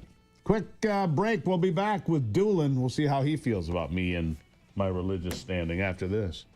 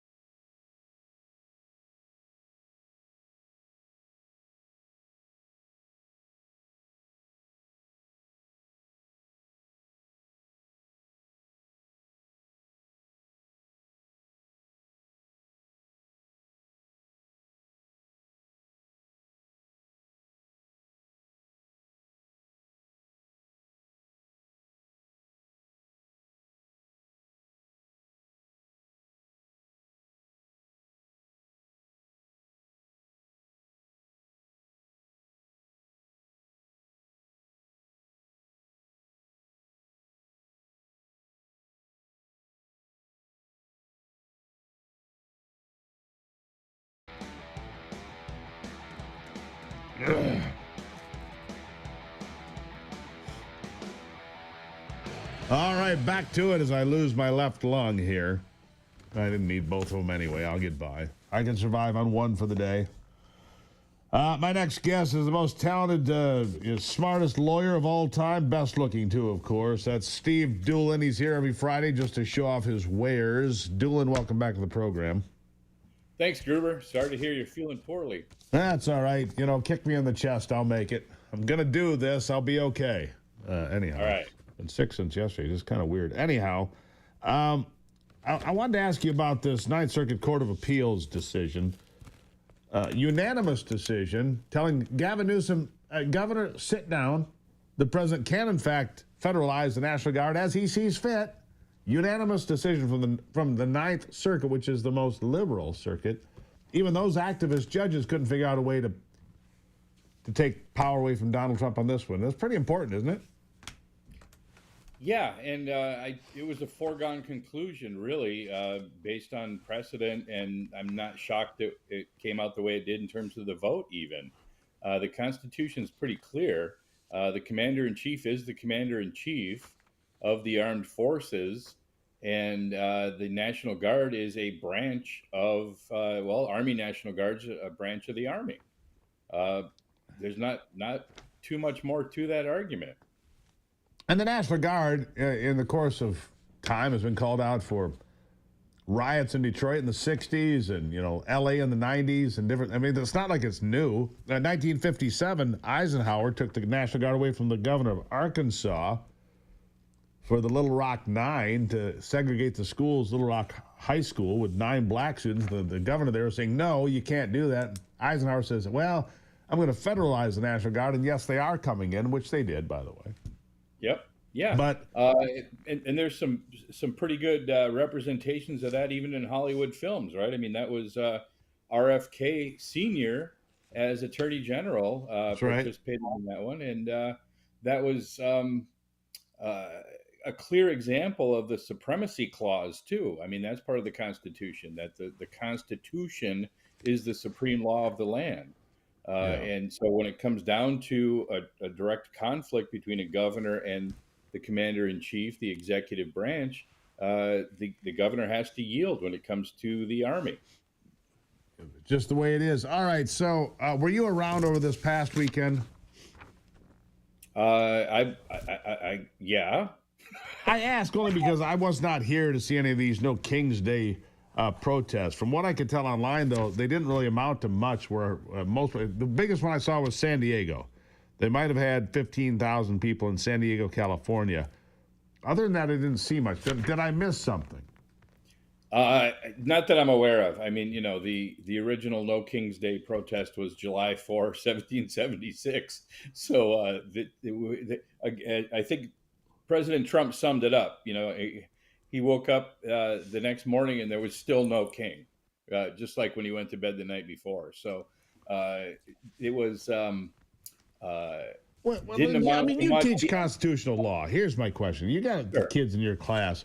Well, he's a dictator. He's acting like where? Right. Doing what exactly? Securing the border, which, by the way, we have operational control at the border for the first time in 4 years. 0 people let free in our country in the month of May. 0. From 62,000, something like that, in May of 24 to May of 25, 0. That's pretty remarkable.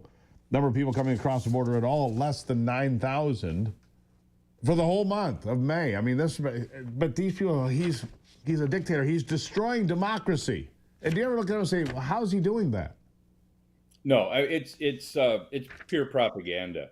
And in fact, there was the Obama quote, right? I have a phone and a pen, meaning that President Obama was planning to and did assert his executive authority via executive order.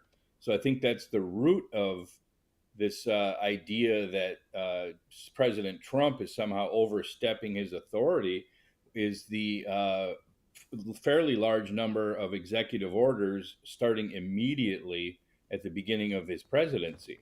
And, as Steve Bannon famously said, we need muzzle velocity, meaning we've got to get rolling as soon as we start. as soon as the presidency starts, we've got to get started with policy changes and Right. get some momentum going, right? So, and that's exactly what President Trump did. But, this is not really any different from what President Obama did with his phone and his pen, his famous quote. So this is, clearly the sort of normal double standard of the mainstream media. Well, Obama, speaking of that, we just played a bite from Obama. I think it was from yesterday. Here they come again. Obama this time said, well, we've got to have government control to determine what is true and what's not true. We've got to make sure we know what the truth is out there. Again, the truth. Speaking of First Amendment, right? I mean, I saw the end of your previous segment there. You're talking about the First Amendment. That the First Amendment says that we all get a chance to speak up, and the remedy for speech is more speech, and it's not about the government controlling anybody's speech. The truth will become apparent to anybody with common sense if you just listen to what everybody has to say. And Obama wants to instead put government agencies in control to determine what truth is, like they did, during COVID, because that worked so well. Oh, sure, yeah. And the government never lies. Ever. Anyhow, all right. Doolin, the most talented, best-looking lawyer of all time in the history of this country. There he is, everybody. I mean, I bring him here just because it's a privilege for us to be participating in this. Doolin, Did my mom send an extra big check this week or something? Yes, extra big. All right. Peace and love, Doolin. Peace and love. There you have better, it. Gruber. Still to come. There it is. Applause for Doolin. Still to come, Speaker of the Michigan State House, Matt Hall, will be with me.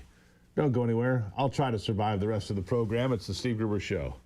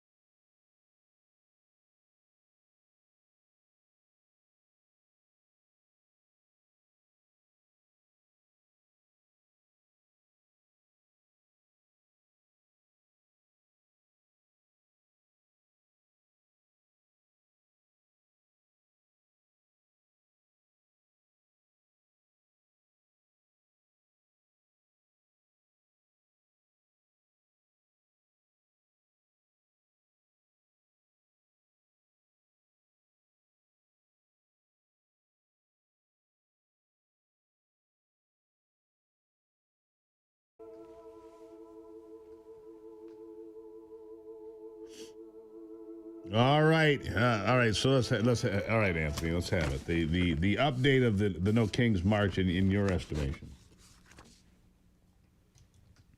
How do you mean? Say again? Well, you were down there checking it out at Ann Arbor, cruising around the People's Republic of Ann Arbor. The socialist capital of the Midwest. The epicenter of liberalism. Yeah, pretty much. That's Ann Arbor. Pretty much the epicenter. But there is some common sense still flying around in there. Man, it must be tough, though, for those folks. Can you imagine wearing a red hat to the bar on a Friday night in Ann Arbor, Michigan? Good Lord. Yeah. Well, there was actually a surprising. We just wanted to go sightseeing. Liberal sightseeing? Yeah. And actually, I saw they had the main kind of road in Ann Arbor closed off, where people were marching down or whatever with their signs, and I saw a surprising amount of definitely conservatives who were also like just trying to pull up to it, and I think protest their protest. Right. Yeah. So the freak show was so good turnout, or you couldn't really tell? You decent? I couldn't really. I mean, it was a group of people marching down the road. Maybe 1,000 people, 2,000 people. So all right, that's fair. They look kind of boring though. They weren't people you were going to hang out with later in the day? No. Nah. Meh. Attaboy, Anthony.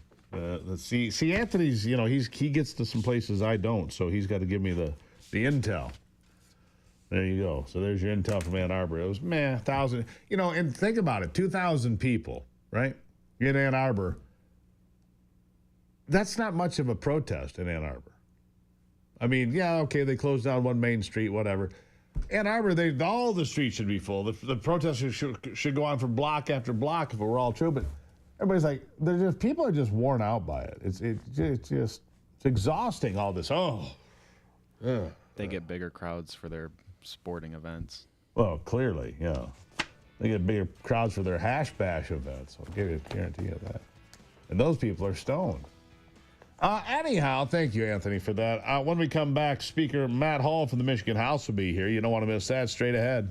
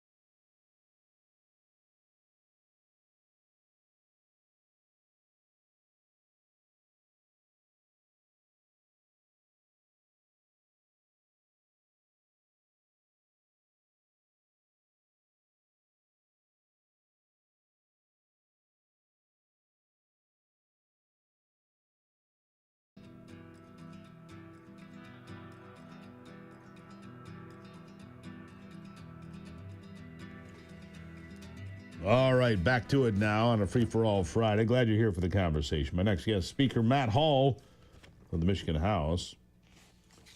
Matt, good to have you back. Hey, thanks for having me. Oh, a lot going on, Matt. There's no question about that. So you've been meeting with the Trump administration, I understand, discussing fiscal year 26, the education budget, outlining what you're doing going forward. First of all, what do you think about the first 150 or so days of the Trump administration? Some big successes out there that are easy to point to. And we're not a border state, but good Lord, zero. That's the number of illegals released into the country in May of 2025. It was 62,000 or something like that a year ago.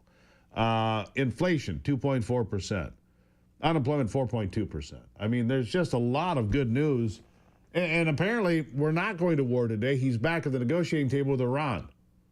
You know, I saw Rasmussen yesterday, one source, approval number 56%. Who would have thought that, Matt? Who would have thought that? Yeah, I agree. President Trump has been doing a great job for Michigan and the country. And, you know, in particular, you look at his tariff policies. I mean, he's been fighting to bring Michigan and national manufacturing back to America. And when we saw General Motors recently announce a new big plant and that they're moving into the Orion assembly plant there, and they're going to be building big trucks, big SUVs, you know, bringing that manufacturing back from Mexico. And you saw it in several other states. You know, it's working. The tariffs are working.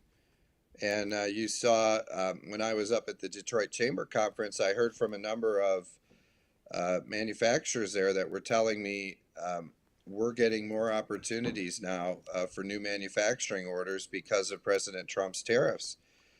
So, you know, let me jump in there, Matt. Let me jump in because you're looking at General Motors coming back. In other places, you're seeing John Deere come back from Mexico. General Motors now basically, they're going to jettison this whole idea of EVs, which I said when I first heard this years ago. They're going to go all EV. I said they'll go bankrupt if they do that.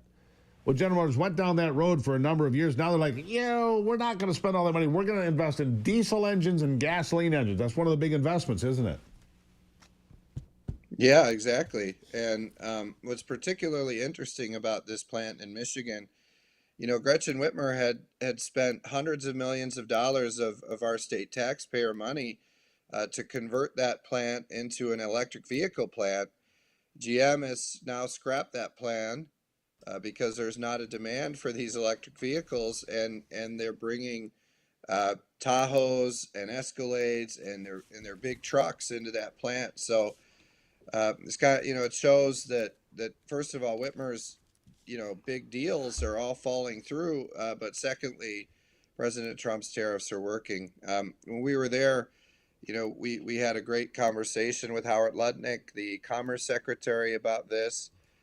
We also talked to Linda McMahon, the Education Secretary, about her plan to dissolve the Department of Education and really empower states.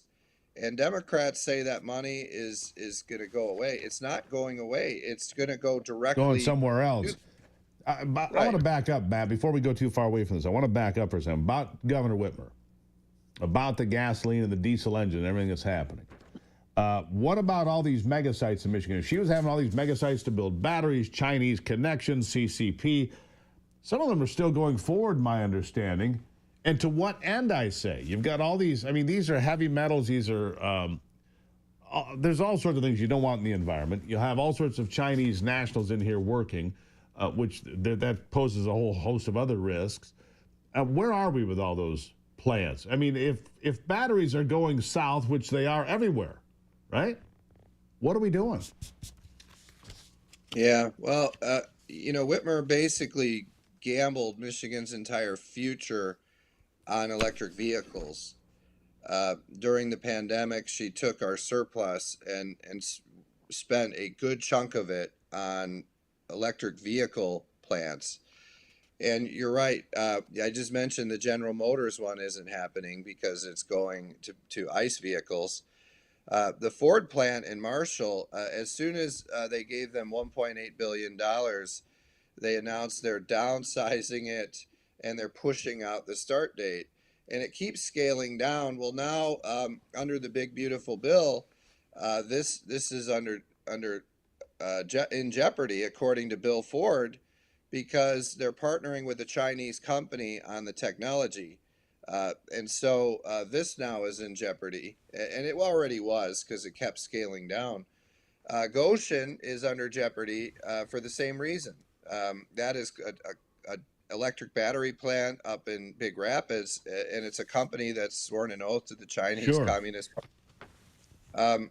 You're seeing this one in Wayne County called Arnex Energy. They're going bankrupt. We gave them hundreds of millions. So I can't point to one of these electric battery deals that Whitmer has sent hundreds of millions or billions of dollars to. That's created one job, and many of them are on the ropes. Yeah, a lot of them are on the ropes. And I want to ask you another thing. When I mentioned the Chinese nationals, here's why it's top of mind for me and a lot of people in Michigan right now. You've got 3 arrests of these Chinese students coming in. Now, we already had the group of Chinese students up at Camp Grayling taking pictures and claiming during the Taiwanese military exercises, claiming to be journalists. They were not. Now we've got to bring in fungus. Fungus that I'm talking to farmers and say if this fungus is what it is supposed to be, it could wipe out half the corn, half the wheat, half the beans, half of the grain crops in Michigan and potentially elsewhere. This is very dangerous bioterror type stuff. Why are we letting this happen? Why is the University of Michigan the epicenter for this sort of thing?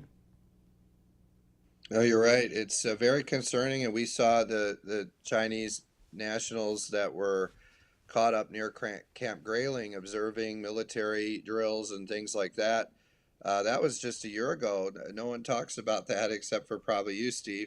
Yeah. And, so we're seeing an attempt by the Chinese Communist Party to infiltrate Michigan through our universities, through our education system, and through buying up farmland. So what we've tried to do is we've tried to crack down on this through a bill package that Will Bruck has led and has talked to you about on your show. We also, in our recent higher education budget, we proposed a 67% cut for the University of Michigan of their state funding, which, they get more money in their endowment than they get from the taxpayers each year. That's how big their endowments are. But we're not getting a good return on investment for the dollars we're putting into the University of Michigan because not only do we see all the DEI practices, Sure, but we see this kind of stuff too, where they're not which is frightening. I mean, look, wiping out half of the corn crop, half of the bean crop or wheat. I mean, it's unbelievable.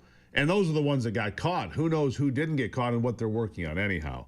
It's an important consideration. Speaker Matt Hall, next time we need more time. I appreciate you being here. There's so much going on. Good things like the economy, the border, but we got things to be concerned with. China is still a threat to us here in Michigan and everywhere else. They identify weak links, by the way. They identify Governor Whitmer. They do. They know what they're looking for. Matt Hall, greatly appreciate you being here. Thank you, sir. Thank you. There you have it. Matt Hall weighing in on, look, this is a concern for all Michigan residents. Should be for you as well. I'll be right back.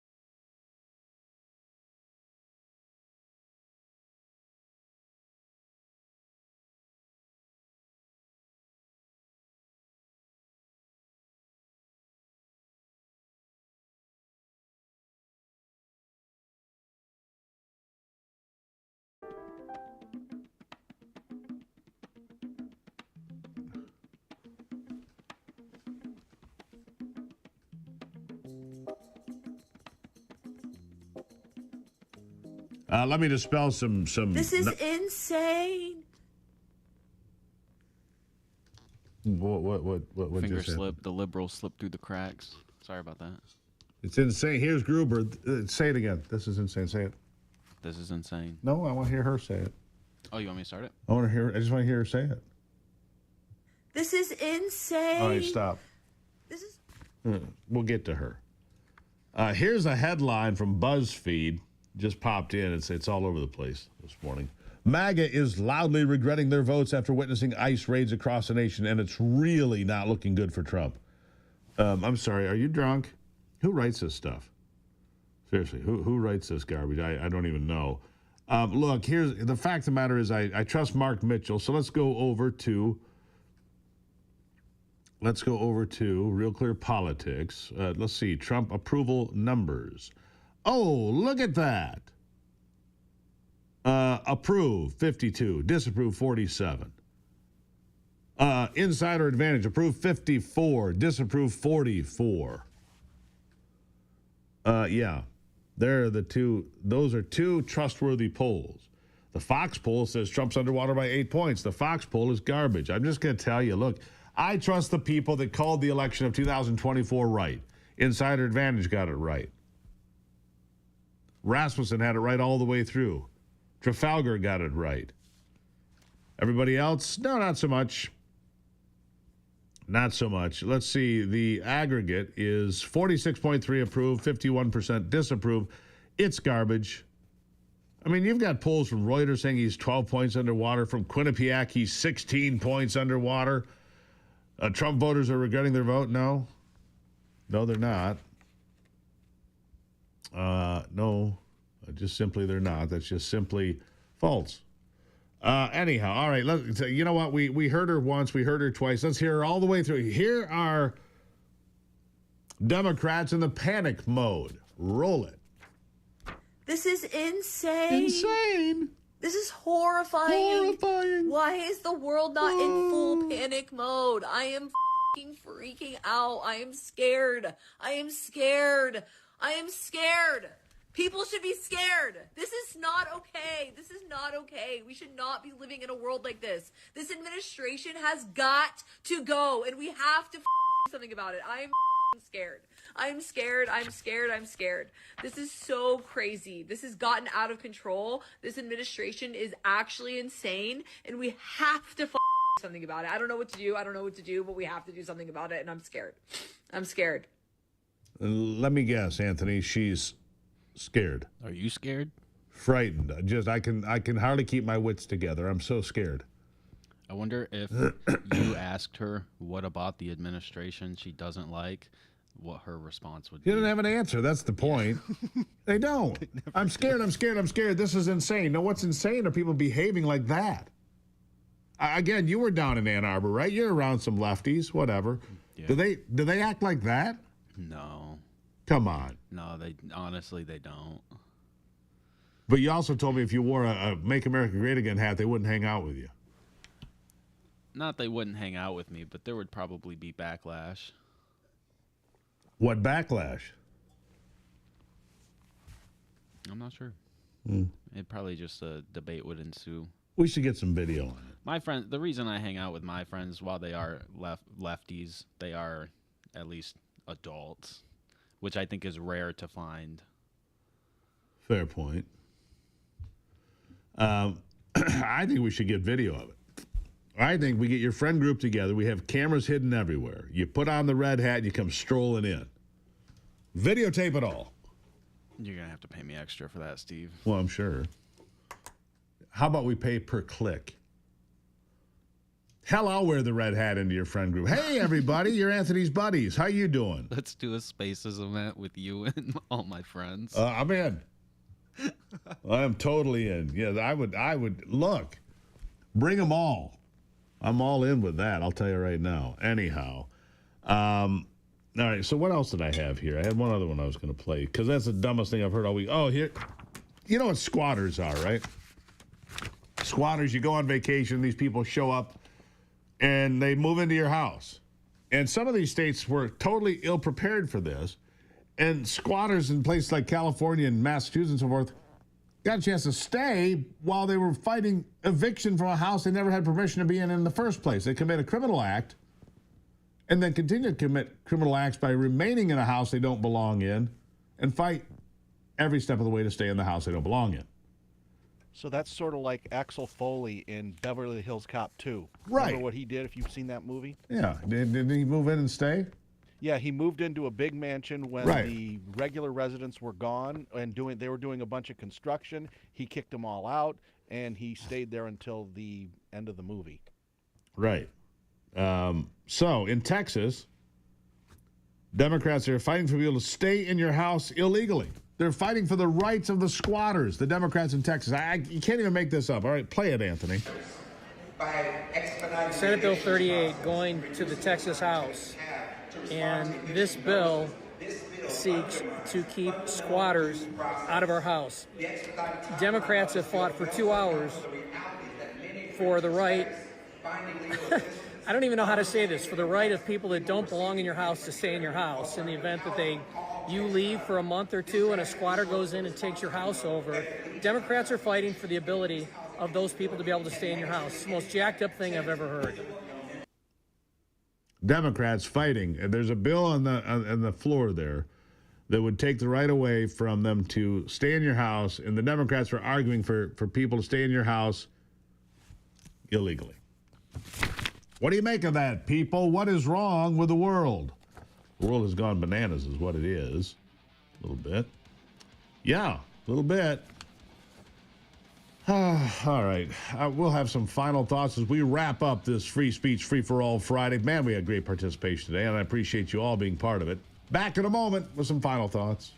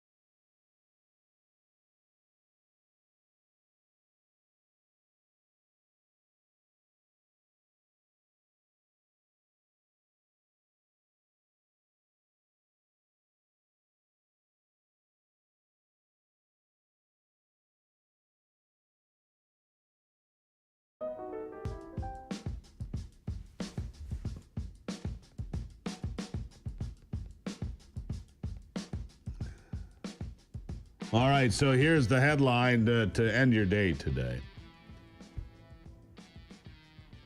The FBI is increasing surveillance on those they think might be linked to Iran or could be sleeper cells or could be lone wolf activists here in the United States.